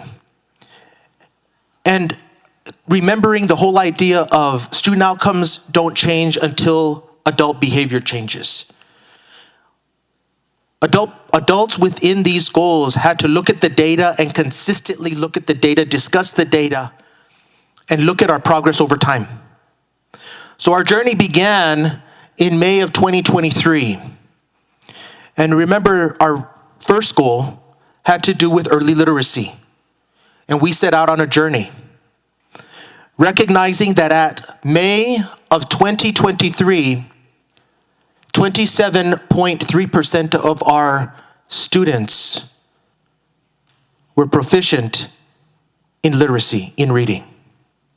And the goal within the 10-year period of time was to bump that up by 10 percentage points to 37.3. But I would like to point something else out within this specific goal, is we're monitoring not just all students, but we're getting more specific. And we're looking at students identified in the Yazzie Martinez decision plus African American students specifically. So we're monitoring these outcomes. We're looking at this data, not once a year, not twice a year, not 3 times a year. This is our work. This is what we're focused on. In our second goal, having to do with mathematics, in May of 2023, 11.1% of our students were proficient in mathematics, and we set out on a journey to build that up by 10 points over the 5 years that we're tracking this specific goal. The percentage of high school students, graduates who earn credit in 2 or more advanced placement, IB, we heard about that a little bit earlier with our Cleveland Middle School students, distance credit courses, or earn an industry certification or bilingual seal will increase from 39.6 in May of 23 to 49.6 in May of 28. Again, looking at these diverse measures to prepare our students for the rigors of life after high school, be it college or career. And goal 4 is an important one because it talks about important characteristics or conditions that our students need to be able to thrive under, conquer, if you will, in terms of their ability to function within the school environment. These characteristics being perseverance, their ability to persevere within the school environment, within the curriculum, within their day-to-day work as a student at elementary, middle, or high school. Self-regulation, their ability to regulate themselves as they go through the rigors of life. The challenges of being a young person in adolescence, for example, to regulate their ability to function within school. Self-efficacy, one that may be countercultural for many of our students, the ability to advocate for themselves. How do we monitor that and support them? I think we heard some of that a little bit earlier in regards to finding a place where a student can thrive, be proud of who they are, where they come from, and see themselves in what they read and what they do in the classroom. And social awareness, being aware of their environment. So we have a baseline and a goal for each one of these characteristics. Here they are, but there's a recognition.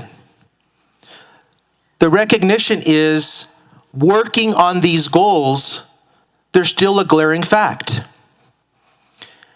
If we meet our goals, we recognize that there will still be a lot of work to do because we're not at 100%. In some cases, we're far from it. But this is, again, another way to look at these goals, to recognize that we need to focus on a common set of goals, monitoring them over time, and seeing where we go. How? How are we going to do that? In a moment, I'm going to share with you where we are since we started this work, what the data looks like since we started a couple years ago. And I think there's some real areas to celebrate. But we need a roadmap. We need to know what we're gonna do, because I just talked about big goals. 3rd grade proficiency in literacy, 8th grade proficiency in mathematics, college and career readiness, skills, habits, and mindsets, conditions for learning. May sound overwhelming, but we've gotten to work, and we have a roadmap, if you will. And one of them is our guardrails. Again, this is something that we've shared with you at previous consultations. And it's the accountability, if you will, to the adults. Again, student outcomes don't change until adult behavior changes. And it's wraparound system supports. Really working to make sure that we as an organization are strategically and intentionally providing a differentiated portfolio of supports for our students, because we recognize that in the 141 schools we have, there may need to be different supports at different schools. What does that look like? Very specifically. That's a guardrail. Again, these were derived based on those conversations early on that I discussed at the beginning of the presentation. Equitable allocation of resources. Equitable being the key word. Under the leadership of our superintendent, Dr. Blakey, we've looked at resource allocations differently. That's hard to do. It's hard to acknowledge that we need to differentiate the way we resource schools based on multiple measures, based on where they are on their journey toward meeting these goals. So this afternoon after lunch, you're gonna hear a little bit about the unified application, the way we're using federal funds, the way we're using operational funds differently to be able to meet the needs of these students, Yazzie and Martinez students, and African American, to assist them in meeting these goals and surpassing them. High quality curriculum and instruction. I want to acknowledge our teacher back here who made a very important comment during her introduction. We need to be accountable to what our students are reading.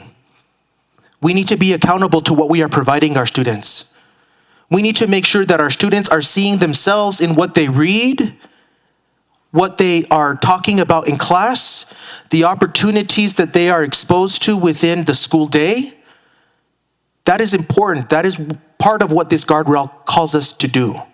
And I really want to say that we're not at our desired state yet, but some important steps have been taken to do better in this area.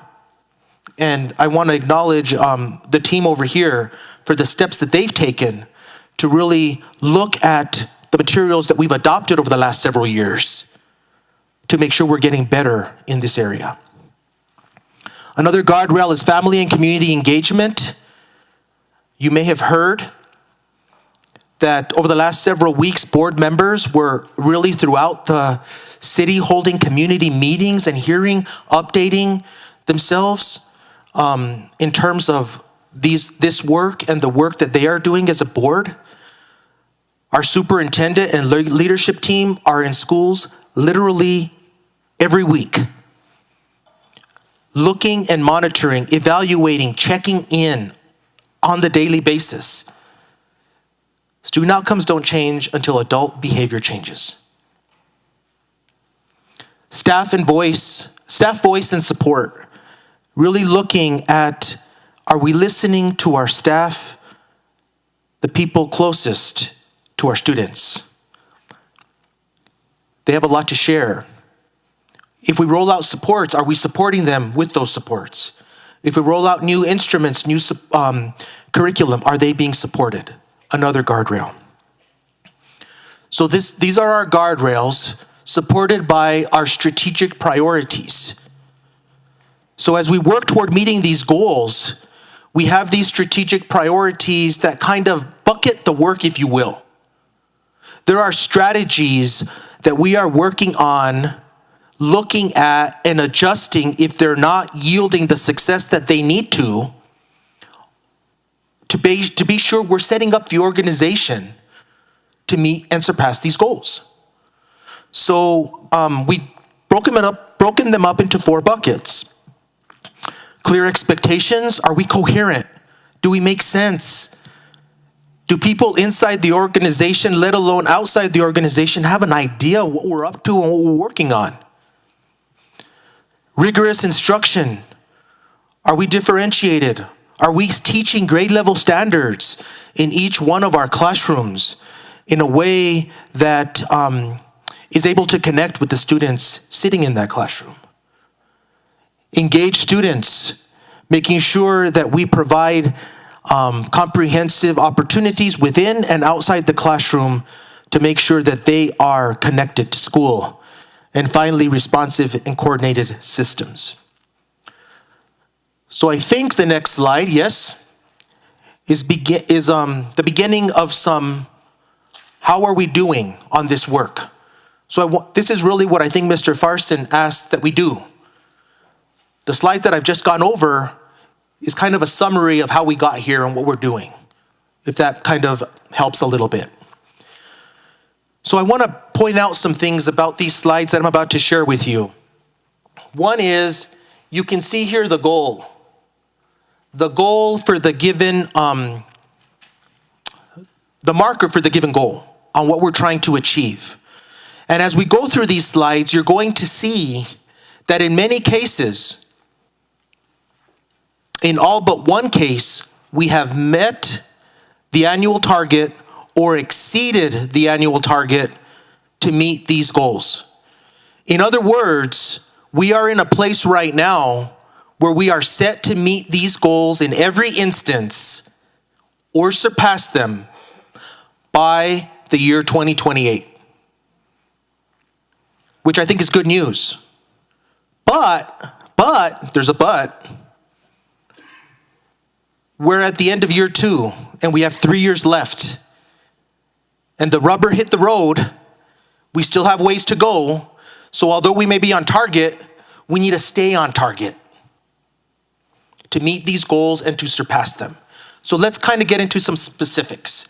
So this one has to do with goal 1, early literacy, okay?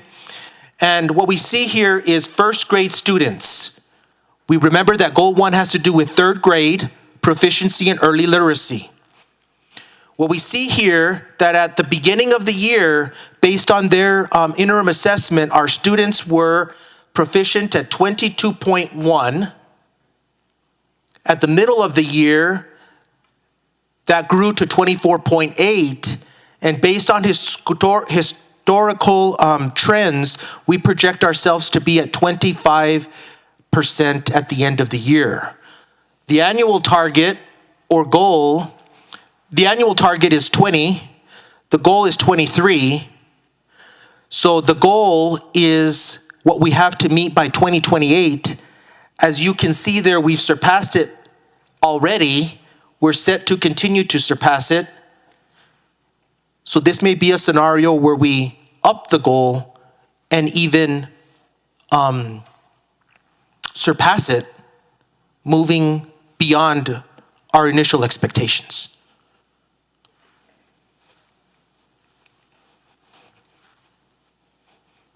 Whoops.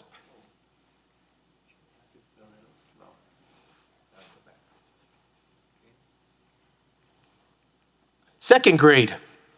Likewise, you can see here that our annual target was 21.3. The students began the year at 22.8. They started the year higher than we had expected them to. The middle of the year was 25.3. The goal for 2028 is 24.3. We've surpassed it. Again, another situation where we may adjust. We're exceeding our goals. Does that make sense? We're moving on to math. Okay, here's an example of the beginning of the year. 10.9% of our students proficient in mathematics in the 6th grade. That rose to 15.1. The annual target is 19.6. We're projected at the end of the year to make 19.9. The goal for this is 22.6. We're on target to meet that goal.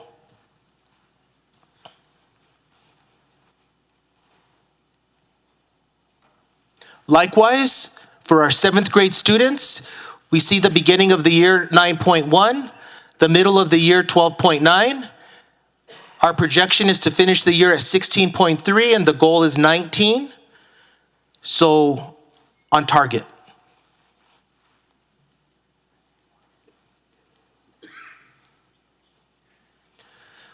This one has to do with bilingual seal.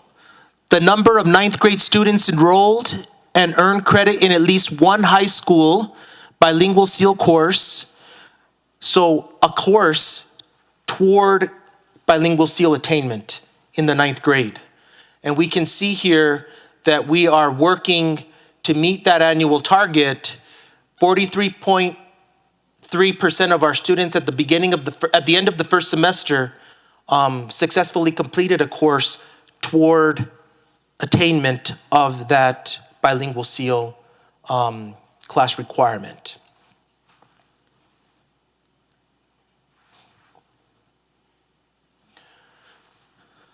Career-connected learning, work toward industry certification. We see here that we have already exceeded the goal of 59.5 at the beginning of the year. So we blew this one out of the park, if you will, and hopefully working to adjust at the end of the year, moving into next year. Oops. Likewise, with the number of students enrolled in advanced placement, we have already surpassed our goal and hope to continue to increase the number of students taking advanced placement classes next year.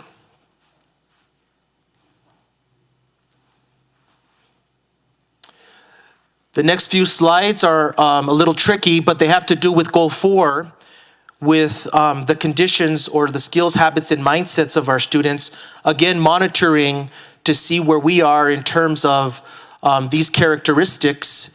And we can see that in the instance of our 3rd to 5th graders, we are on an upward trajectory in every one of these characteristics areas as self-reported by our students.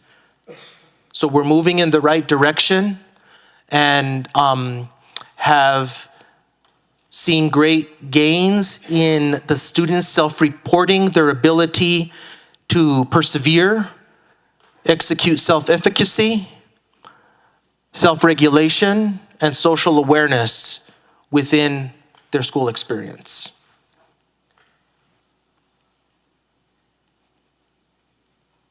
And the same is true for our students in 6th through 12th grade. So the bottom line is that student outcomes won't change until adult behavior changes. I just shared with you several data slides of how we're doing. The road ahead of us is long, but there have been gains in each one of the areas that we have set forth for ourselves. We recognize, and we will be the first to recognize, that we are on a mission to surpass our targets.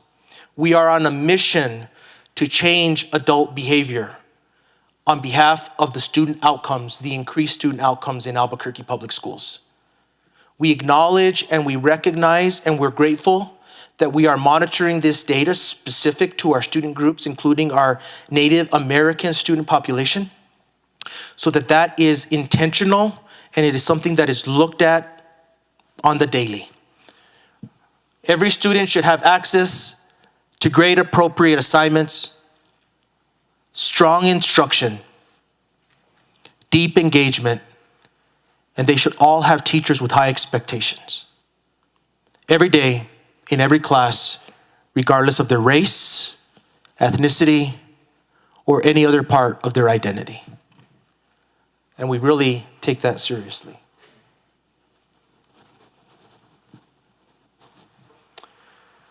And a commitment that we have, led by our teaching and learning crew, is really making sure that our classrooms are making the most of the time with our students ensuring they are engaged in a culture of safety, belonging, and care, that our students have access to high quantities of high quality grade level instruction, and they use objective evidence, data, to monitor progress over time.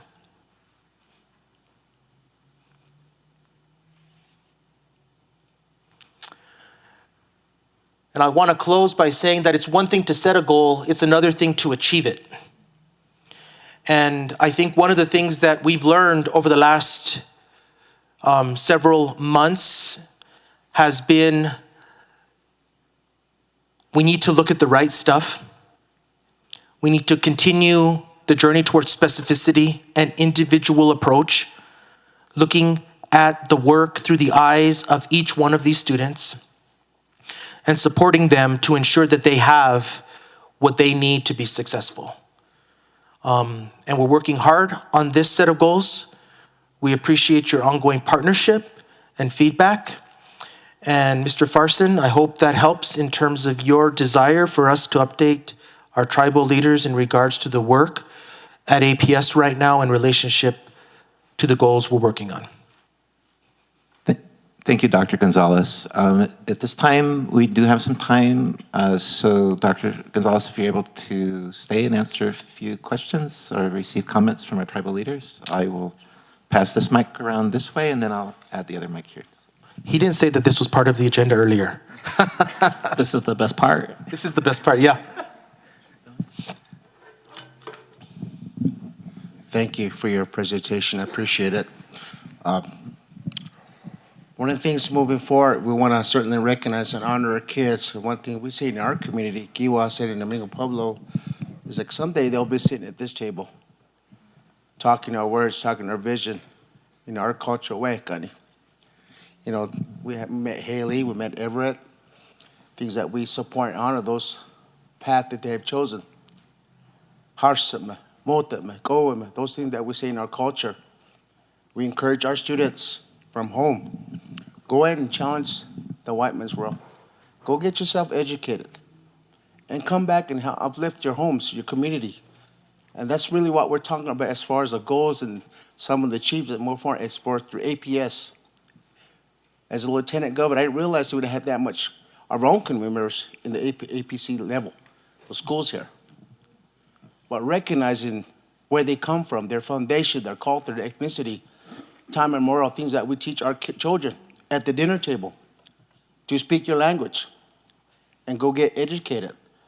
That's the foundation that I see here with APS moving forward. But are we doing enough is my question. Are we really, truly doing enough? Some of the funding that's been awarded to the APS, supporting our kids back there. I challenge APS, I challenge the superintendent, I challenge the school board. Maybe we need to do a little bit better. Reading some of their data, there's that decreasing graduation rates that I'm really concerned of with our Native kids. What are we doing, school board members, superintendents, to decrease that, to increase that numbers? That's lacking. Are we not providing enough resources? Your president was really awesome, really awesome.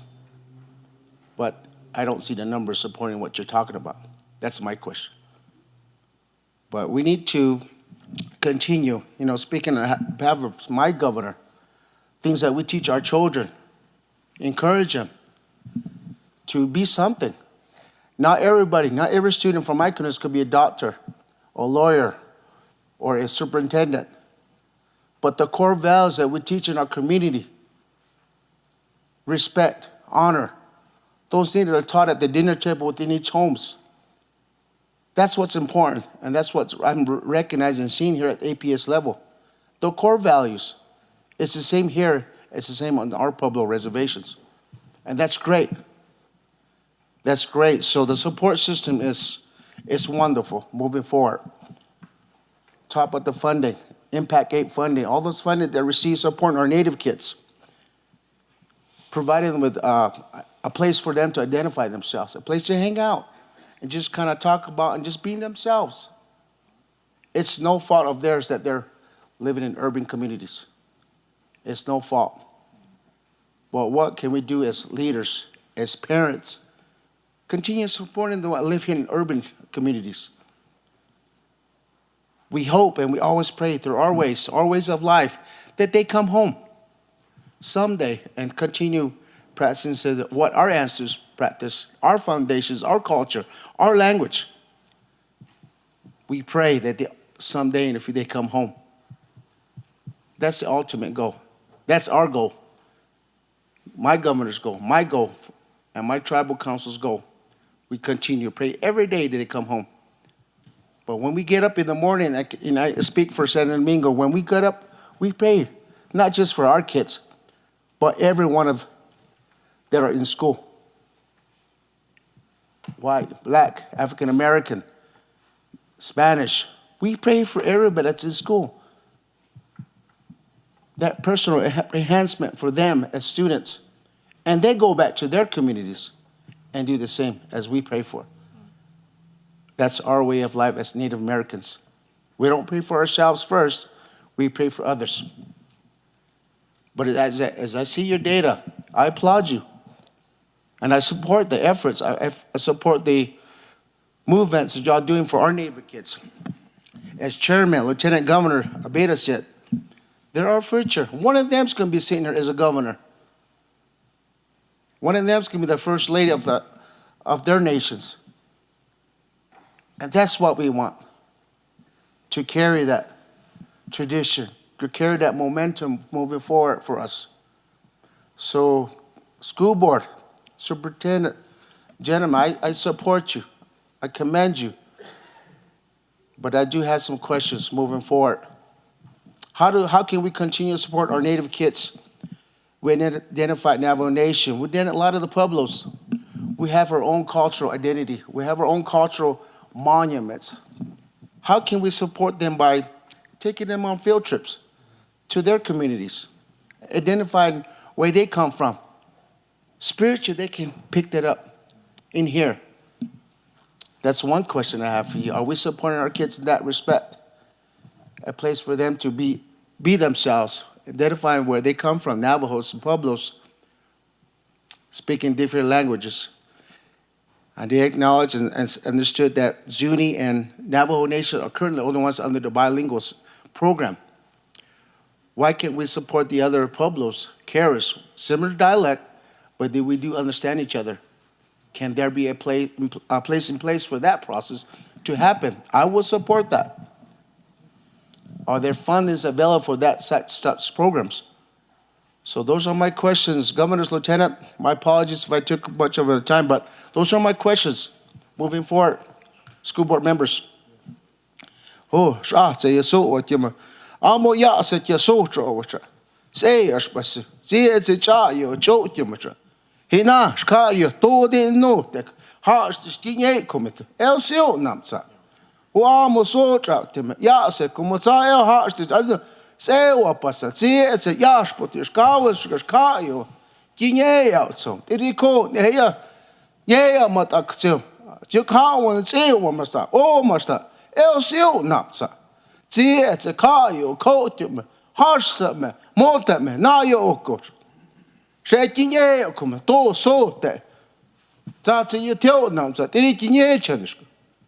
Hem hos and say ashpatsi na chayo he chot you much.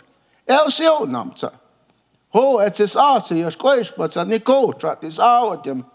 He not charges in that sicho petanico. See and not a cha but an isai with him.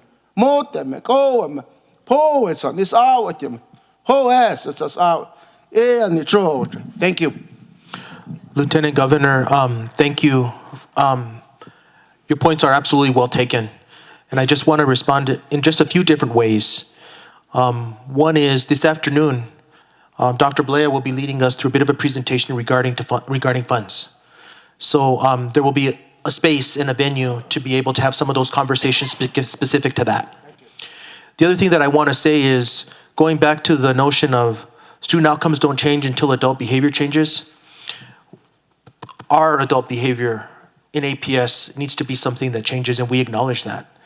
And you spoke about your table, and you spoke about the richness of your culture and your language, and that is something that we've welcomed the opportunity, not just for you to come to this table, but for us to go to your table.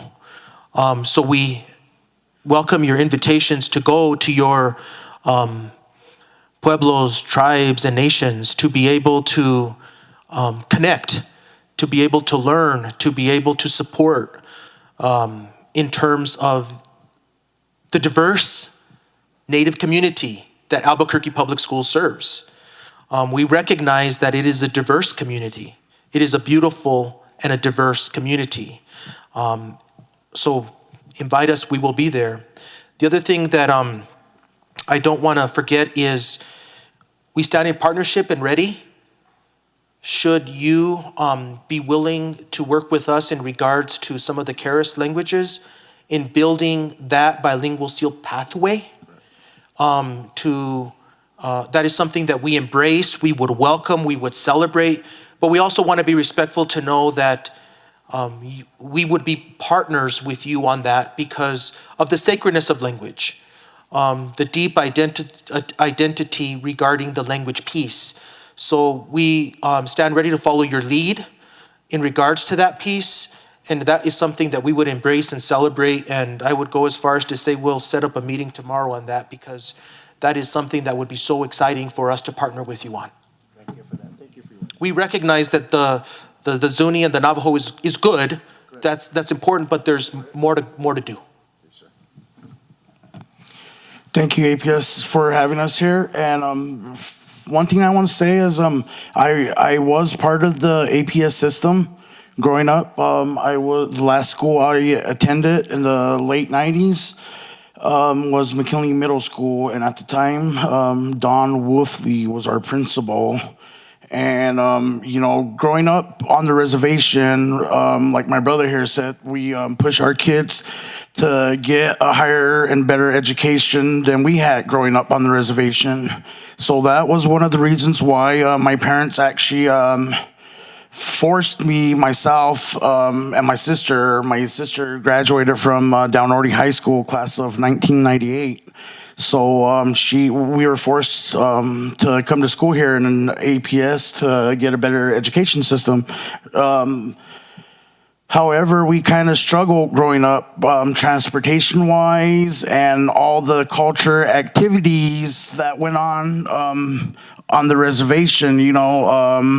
I was kind of part of the delinquent people because of the culture activities that was going on the reservations, and a lot of it wasn't acknowledged at the time through the system.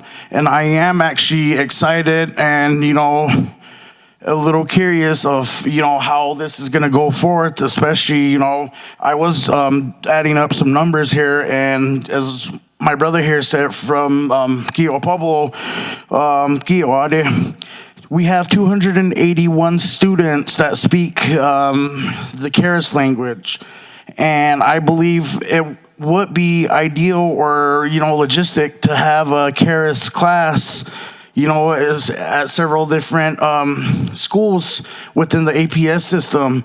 And I believe from our tribal end, as part of the leadership, we would be also interested in trying to, obtain one of the bilingual accreditation to, teach our native Keres in APS schools. And, we are all for that. And I am, excited. And, this is my first year in leadership from my pueblo from San Felipe.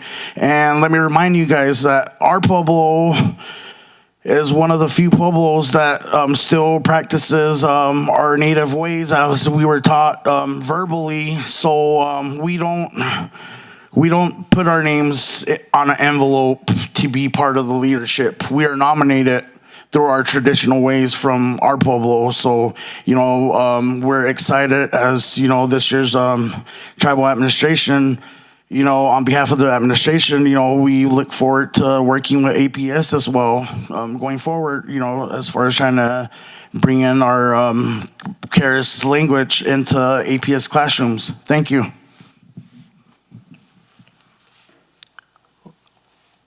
This is exciting for really us to be able to have an opportunity, a space to be able to look at our Keres languages and find space with them within APS, this is definitely something that we're not only open to doing, but excited to partner with you on.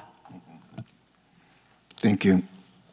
I just want to echo on Lieutenant Governor from Kiowa, basing his experience within the educational system. And that's true, we have a lot of diversity here at APS, and to single out certain languages is, we need to collaborate. Like Christopher here, Lieutenant Fiscali stated, if we collaborate, I'm pretty sure there's a lot of students here from other pueblos who would like to have those kind of educations, learning our languages.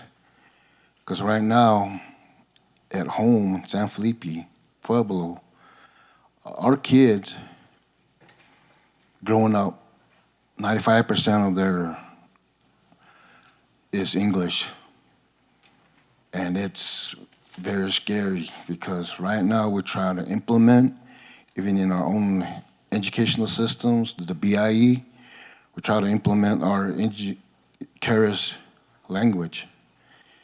And it's hard. It's hard to get funding, and it's hard to build this system. And going back to your statement with the Yazzie Martinez, it's good that all the inequities are determined and found. Now you're trying to build a framework and how to reestablish that foundation. So moving forward, how much of that's going to be implemented into the system?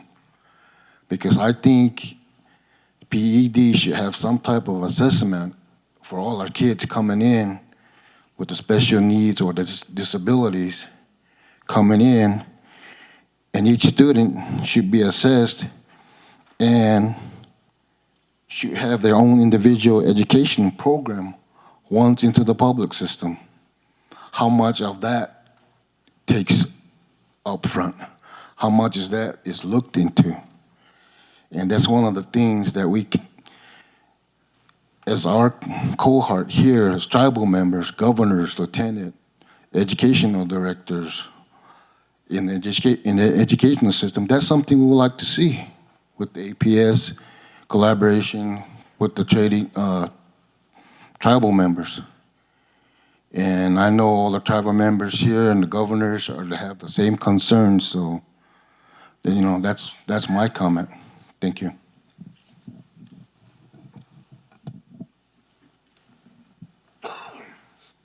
Lieutenant Governor, yes, thank you. And I think we agree, and I just want to acknowledge our teacher from Cleveland once again. He's in the room now.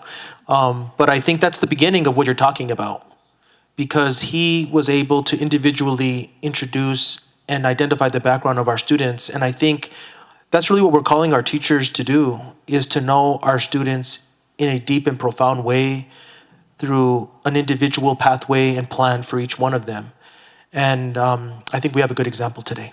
And then the thing is like the pathway through diversity and then perseverance or preserve our culture, even though if it's in the city urban, we want to pass that on for our kids that can't reside in the city limits, not for them to be taken out of our cultural system.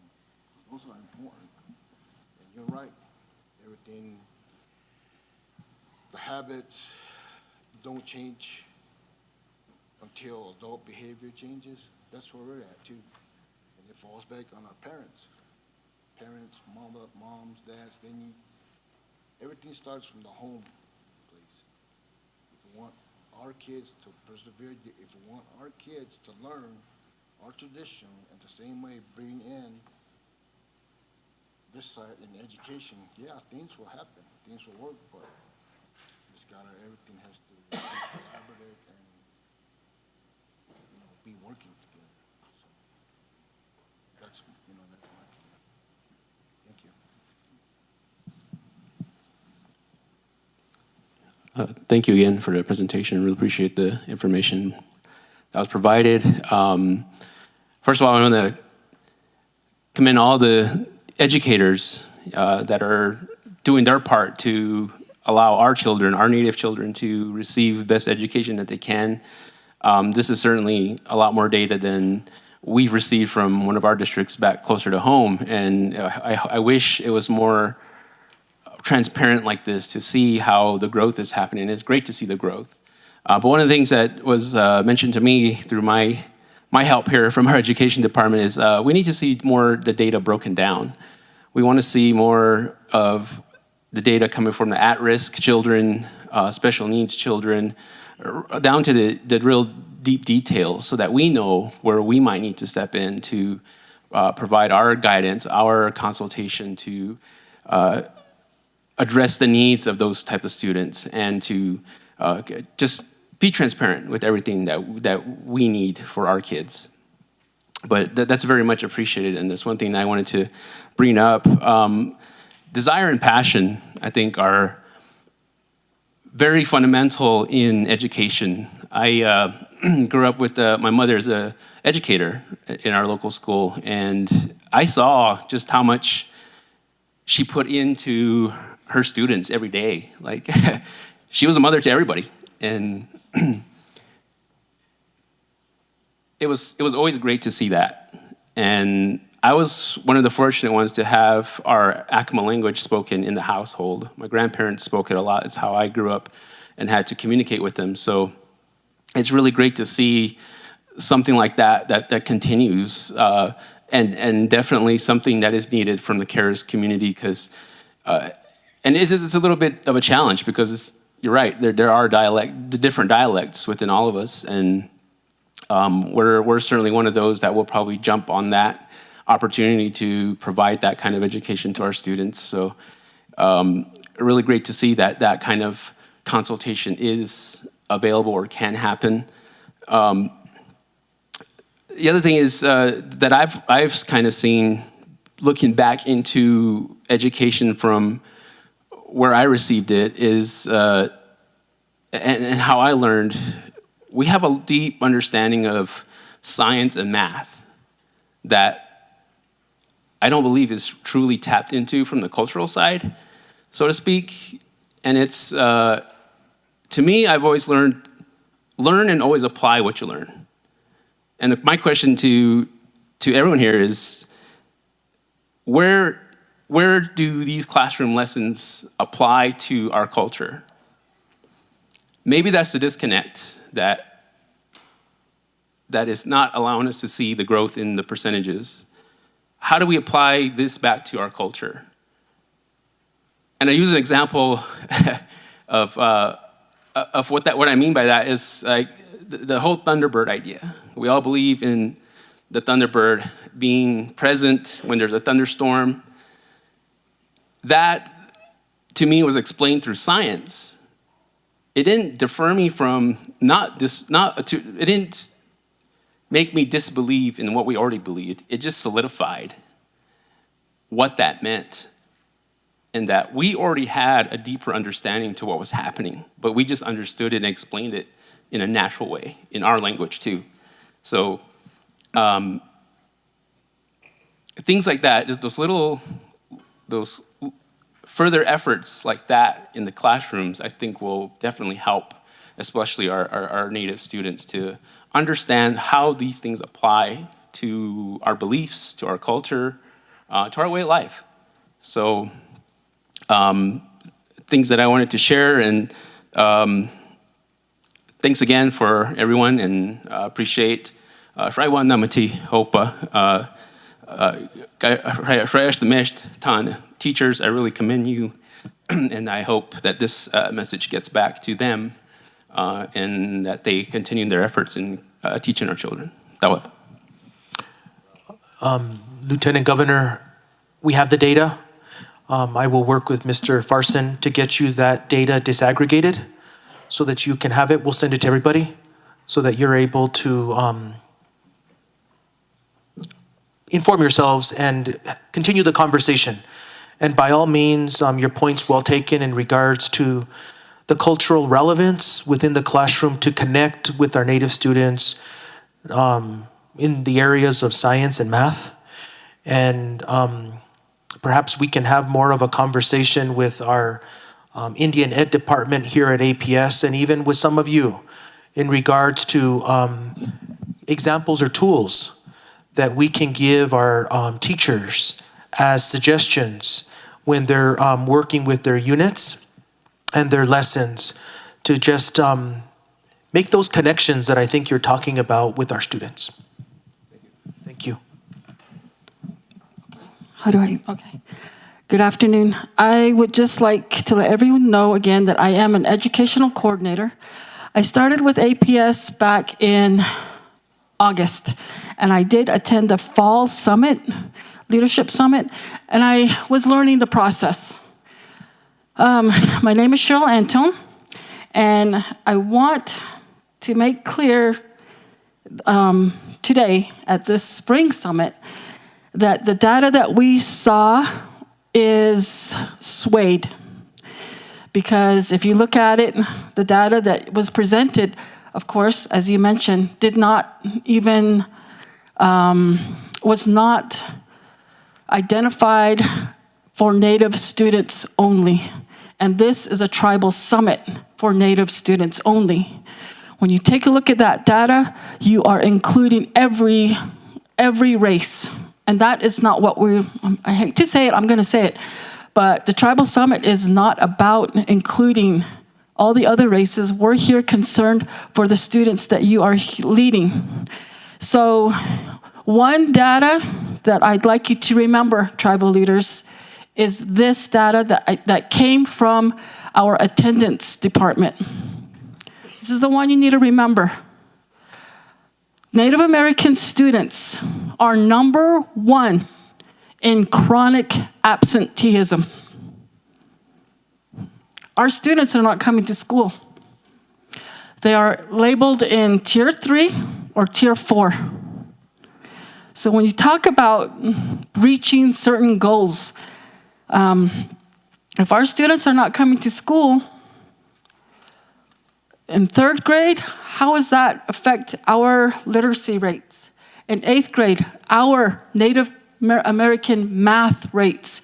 Someone brought up science and math, to bring science and math and how we can implement that in our curriculum. Those are questions that we should be asking APS.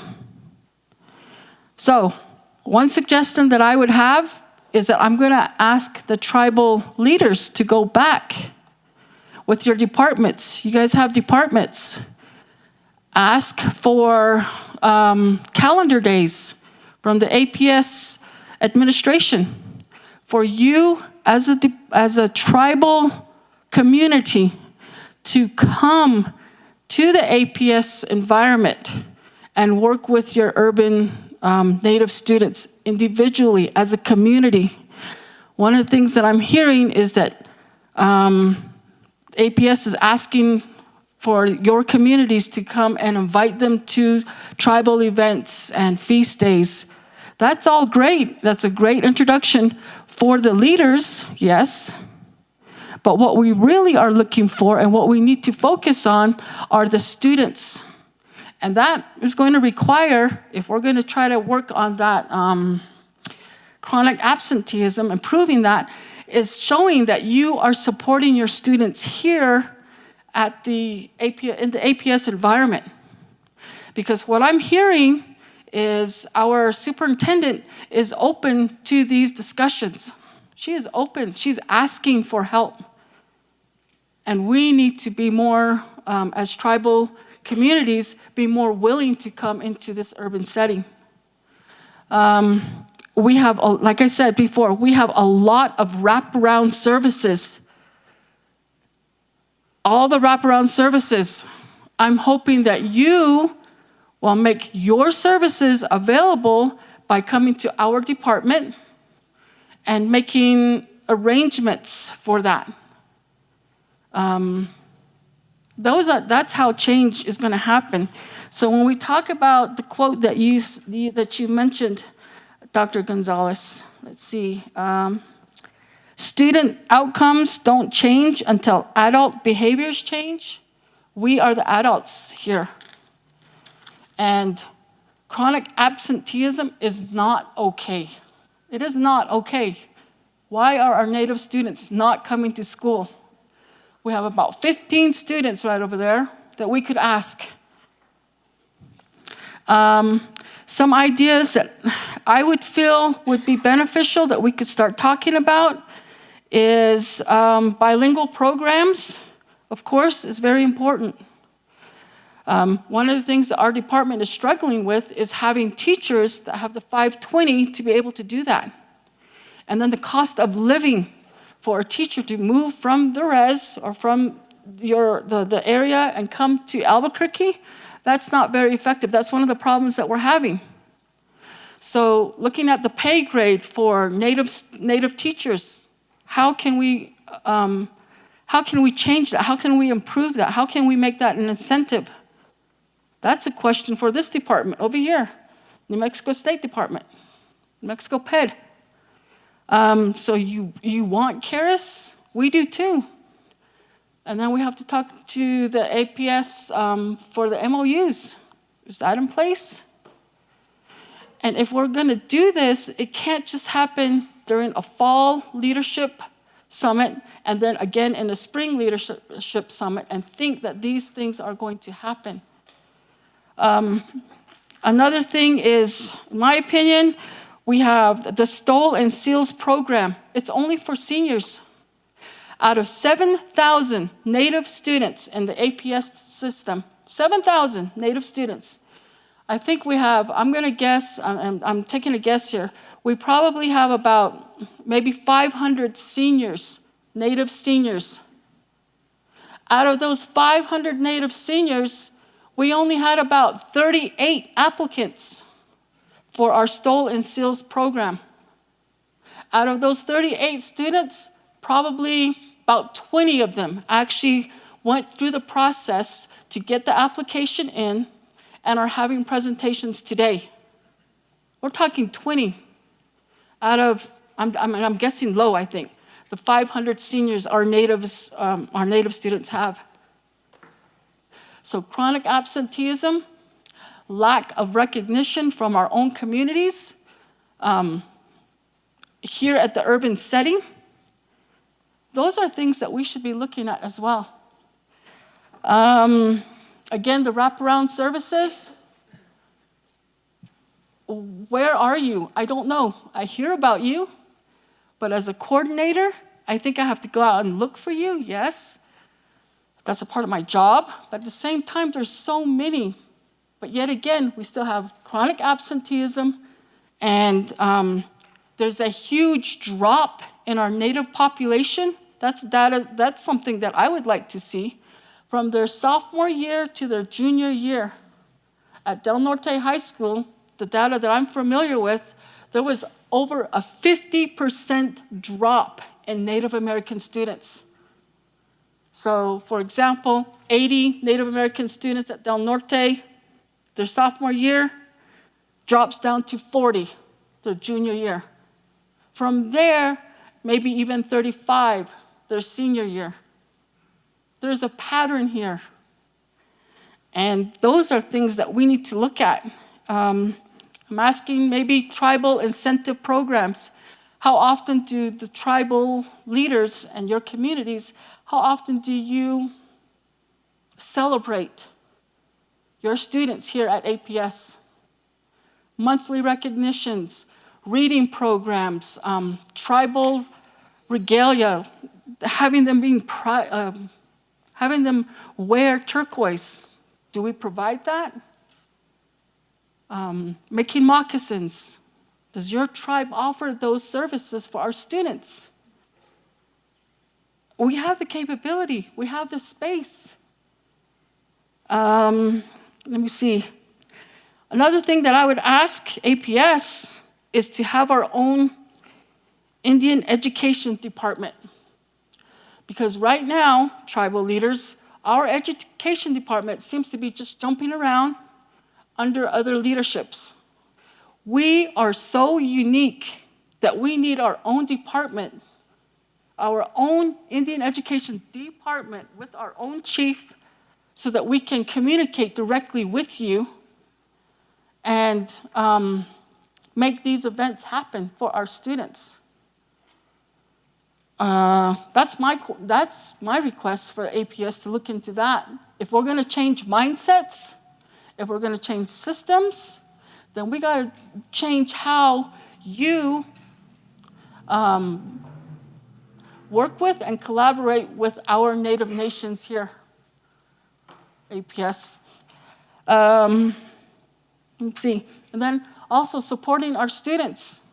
One of the things that I said with our textbooks, and we've known about this problem for years. 20 years, APS, AP students, which are the honors students, are studying textbooks that are 20 years old. And that was brought up by one of our students here, Kaylee Bahi. And yet we have not done anything about it. One of the things that also leads to the chronic absenteeism, going back to that, is if a student does not feel comfortable in a classroom where their histories are not being told, they're not going to do well. Kaylee, A+ student throughout all her high school career, got 1 D-. And what class was that? What class do you think that was?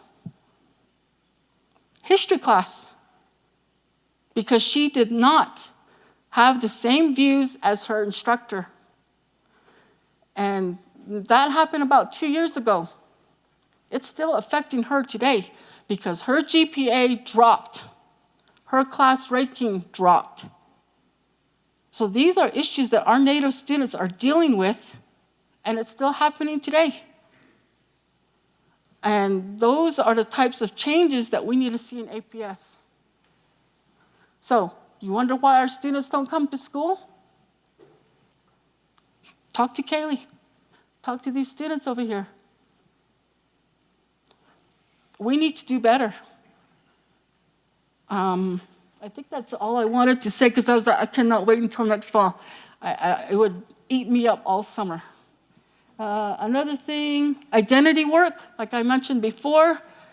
The only way to have students come to school and be proud of who they are is to work on their identity. So how can APS allow that during school hours? And how can you and your communities, your leadership, come to APS and provide those type of services? And how can you recognize that? How can you celebrate that? Instead of waiting until their senior year when they get to wear a stole. No, that happens when they walk into a classroom at APS kindergarten level. How are we going to recognize that? Every month, not just November. What can we do to that? To help that wraparound services? What can you do to help? So, again, my name is Cheryl Antone. I'm an Indian Education Coordinator for APS. This is my first year. We have a lot of great, powerful people here. And if, in the end, our goal should not be reading, math, and graduation. Our goal should be improving identity so our students feel comfortable enough to come to school and want to do well because their tribes back home are going to celebrate that. Thank you.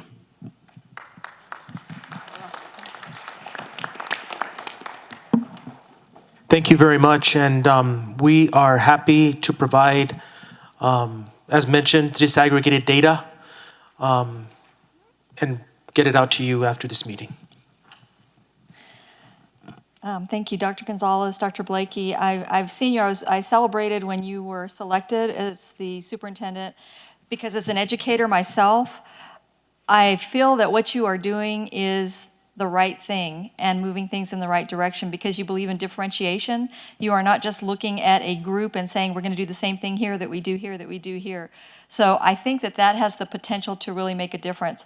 I look at these kids over here and I see you, I was a teacher for years.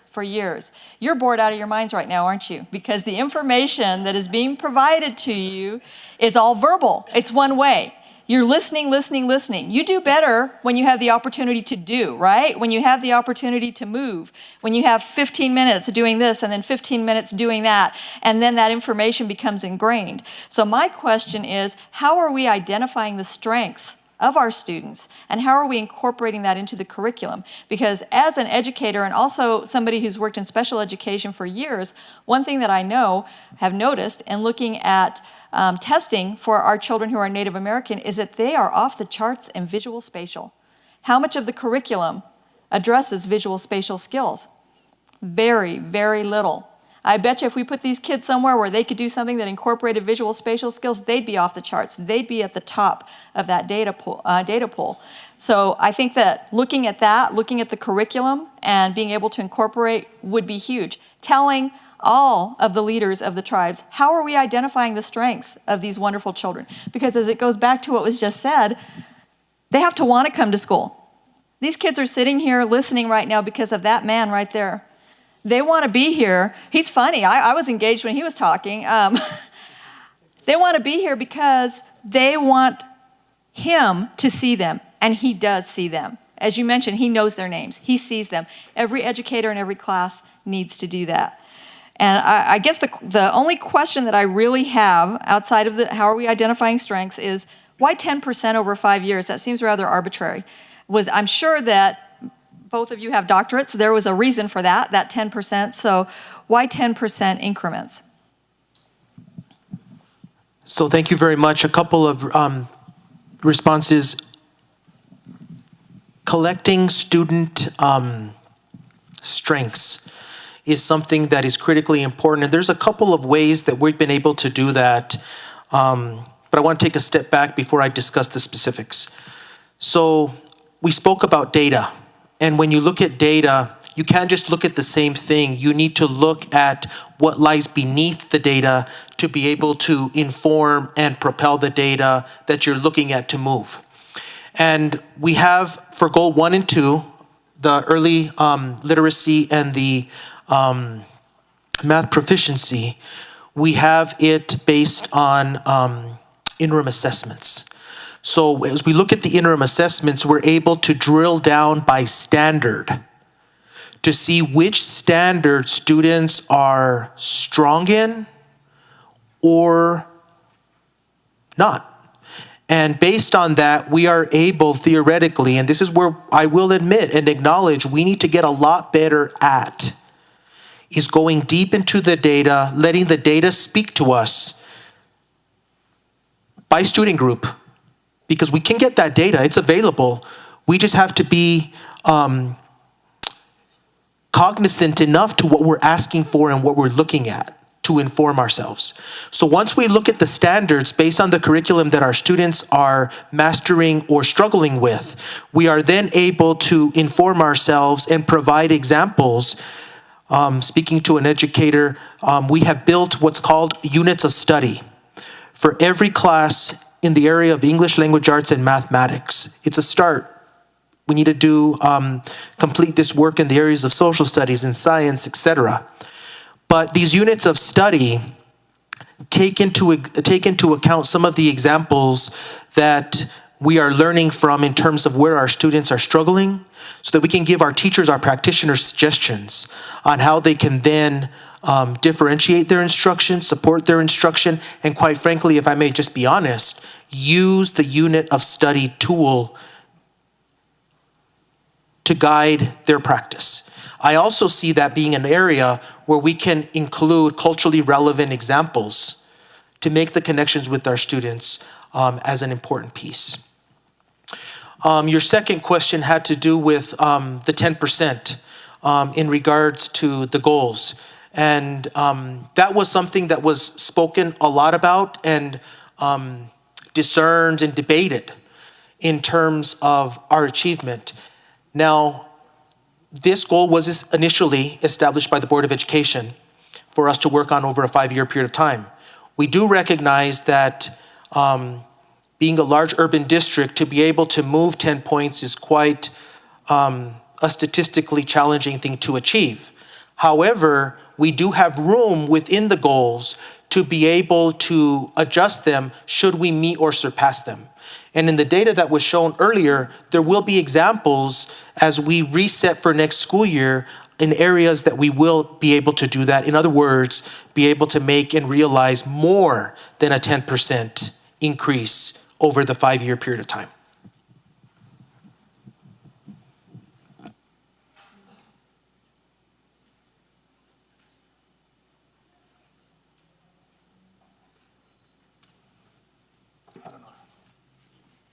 On time because I don't want to get into lunch. I know I'm hungry as well.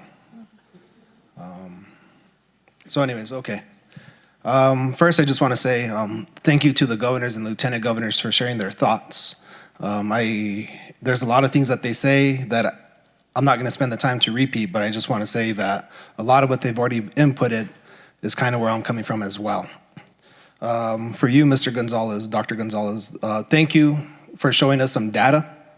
Thank you for showing us some measurables. But I'm also in agreement with Lieutenant from ACMA that I think we need a little bit more of the specific data. I know in this presentation, there's the African American students kind of weighed in. But anyways, in the future, I think because you are in a tribal to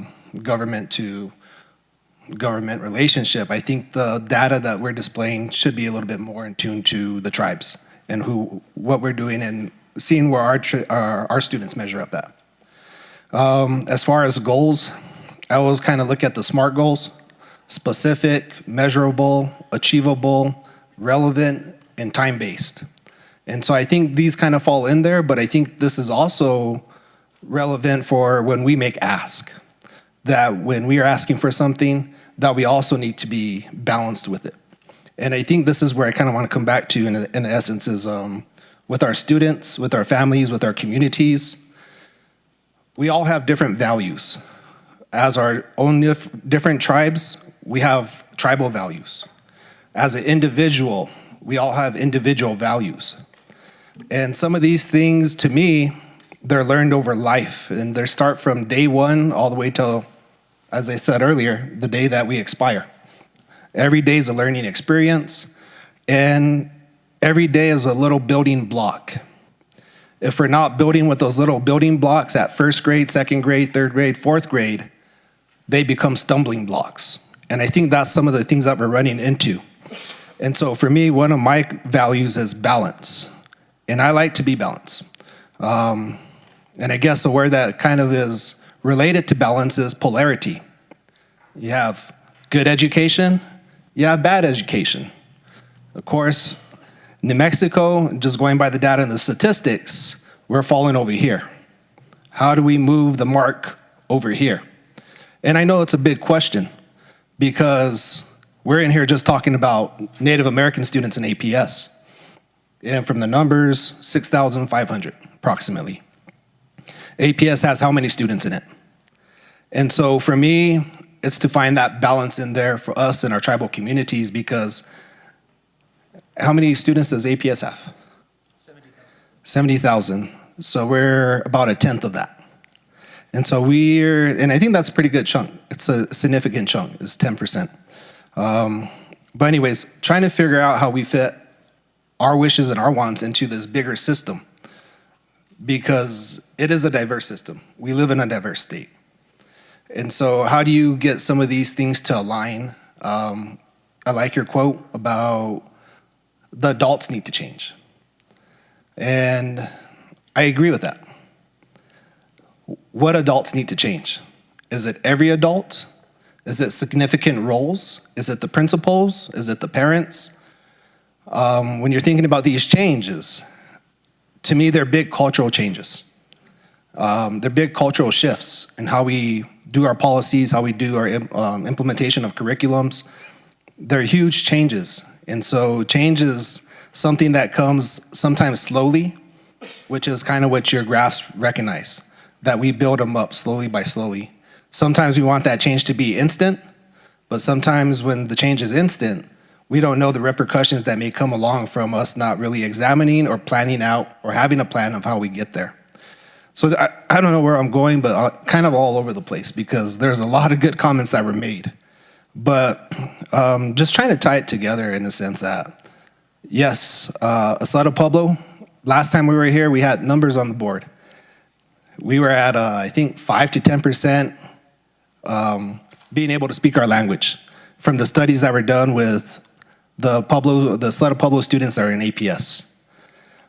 And we've been sitting in these consultations. One concern for me and my tribe is that about 15 years ago, we're at 30%. And the data shows that we keep kind of declining.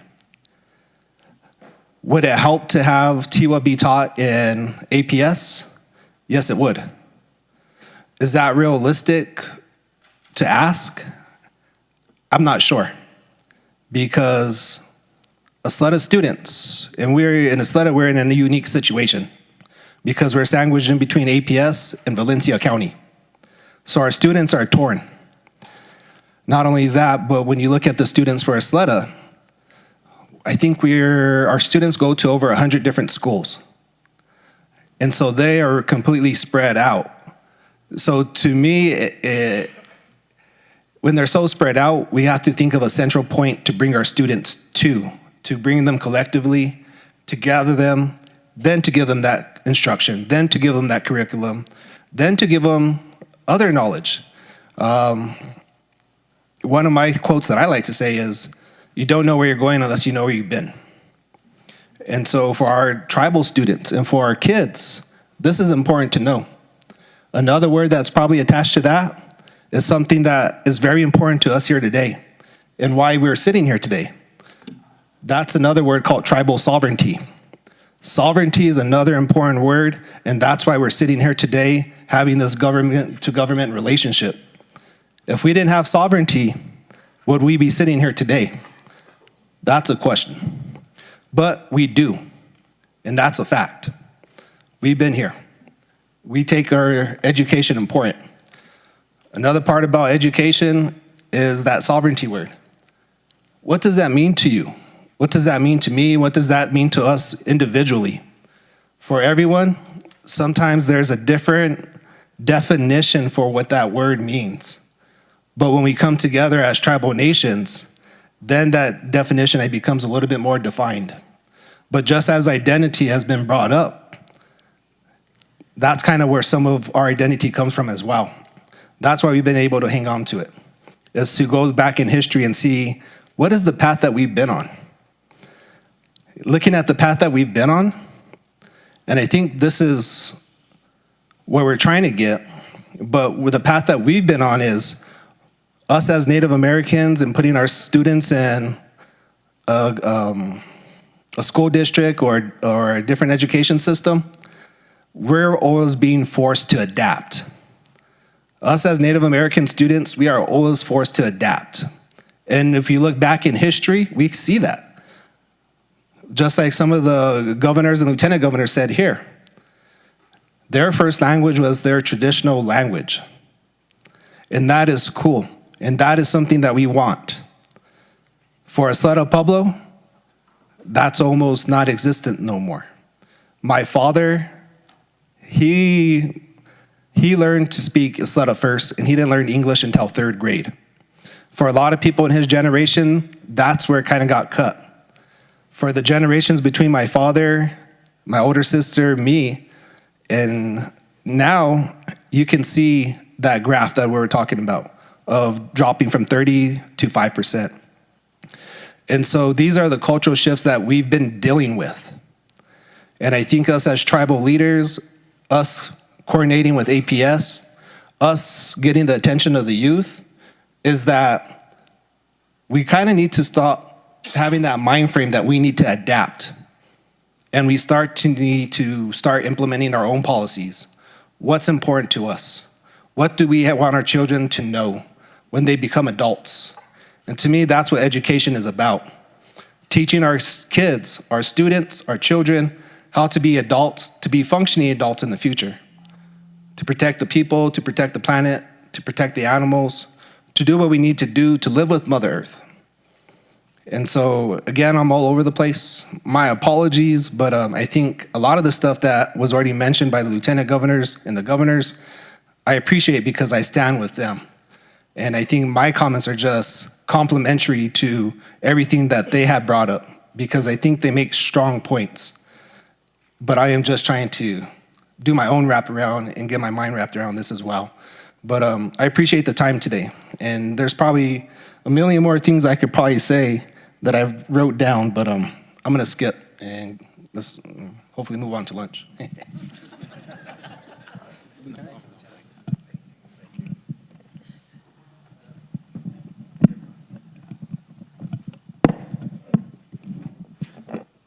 Thank you, Lieutenant. I'm sorry. My governor, Thomas Mulcahy, wanted to express and certainly acknowledge and recognition that APS through the feast days. But there are, you heard some of the lieutenant governors talk about our cultural identity, and that was referenced here. The cultural identity of our students here and where they come from and their foundation and their backgrounds. But there are not just only feast days, but there are other activities, cultural activities. Some are so sensitive. When a governor, my governor, recognizes that, calls you or sends a letter, I think that's the policy here, is to send a letter. Please, that he asks that not to be specific and just acknowledge and recognize my governor's authority to close down a village for a certain activity, and having the APS students from my community go home and be part of that process, and certainly acknowledge and not questioning the process. That's what my governor wanted me to relate to you. If my governor calls your office, Deputy Secretary, and say, please send my students home, please do not ask to be specific, and just respect and acknowledge that process. If it comes from our governor, it's important. So that's who wanted me to risk that policy. But I do acknowledge and recognize those feast days in our communities and some of the pueblos and other nations. But those are my comments coming from my governor. Thank you. Thank you, and absolutely we support that. And I'll just close by saying thank you for the conversation. I want you to know that your points are well taken. Our adjustment for future meetings will be to take the data more specifically toward the Native American student population in terms of outcomes. We have it. We're going to share it with you after this meeting, but during the presentation, we will make sure that that is reflective as well. So thank you for growing with us and teaching us as well as we provide and are committed to getting this relationship to be stronger and more robust than ever. So we are really stand ready and able to provide that moving forward. Okay. Thank you, Dr. Gonzalez. And I really appreciate Dr. Gonzalez being able to be in the hot seat instead of me today. So it is time for lunch. We're actually into lunch a bit, so we'll probably have to start our afternoon a little bit later. But we do just have a brief, very special share of one of our students who has been over at the City Center working on earning her own seals for graduation. So do a quick introduction here. This is my niece, Natalia Chavez. She attends Del Norte High School, and she just received 2 of the stoles for herself. Here. Come stand right here.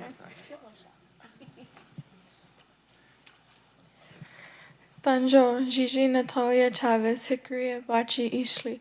My name is Natalia Chavez, and I am a part of the Hickory Apache Nation. And today I received my Distinguished Learning Seal and my Tribal Learning Seal. And since she's dressed so nicely, wanted to make sure you got a little sense of what happens when the students come and earn their seals and their stalls. And so thank you so much for coming and doing this. All right. With that, thank you. All right, so it is lunchtime. So we're going to dismiss this inner row here first, and you will be having lunch in the room right behind us here. The serving line is there, so if you could go ahead, and then we'll dismiss everybody here in just a moment. Okay.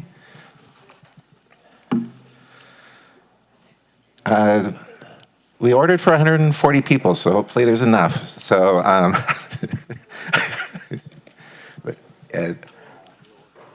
and then, okay.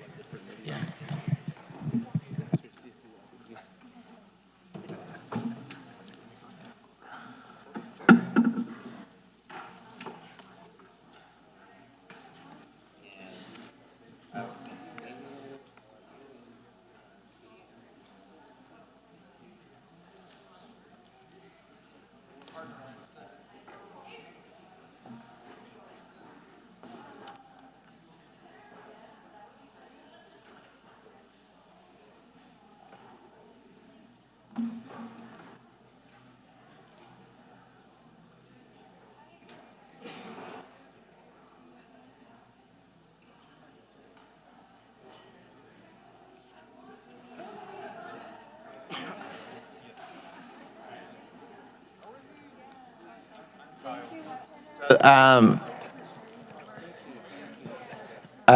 Mr. Sandoval and a group of students will be eating with Dr. Blakey, but the rest of you, we have set up in the 2 rooms across the way, the rooms 101 and 102 for everyone else to have lunch. We've got them set up kind of feast day styles. There's also breads and pies and other things, but as soon as the others have gone through line, you're welcome to join in and get lunch. Okay?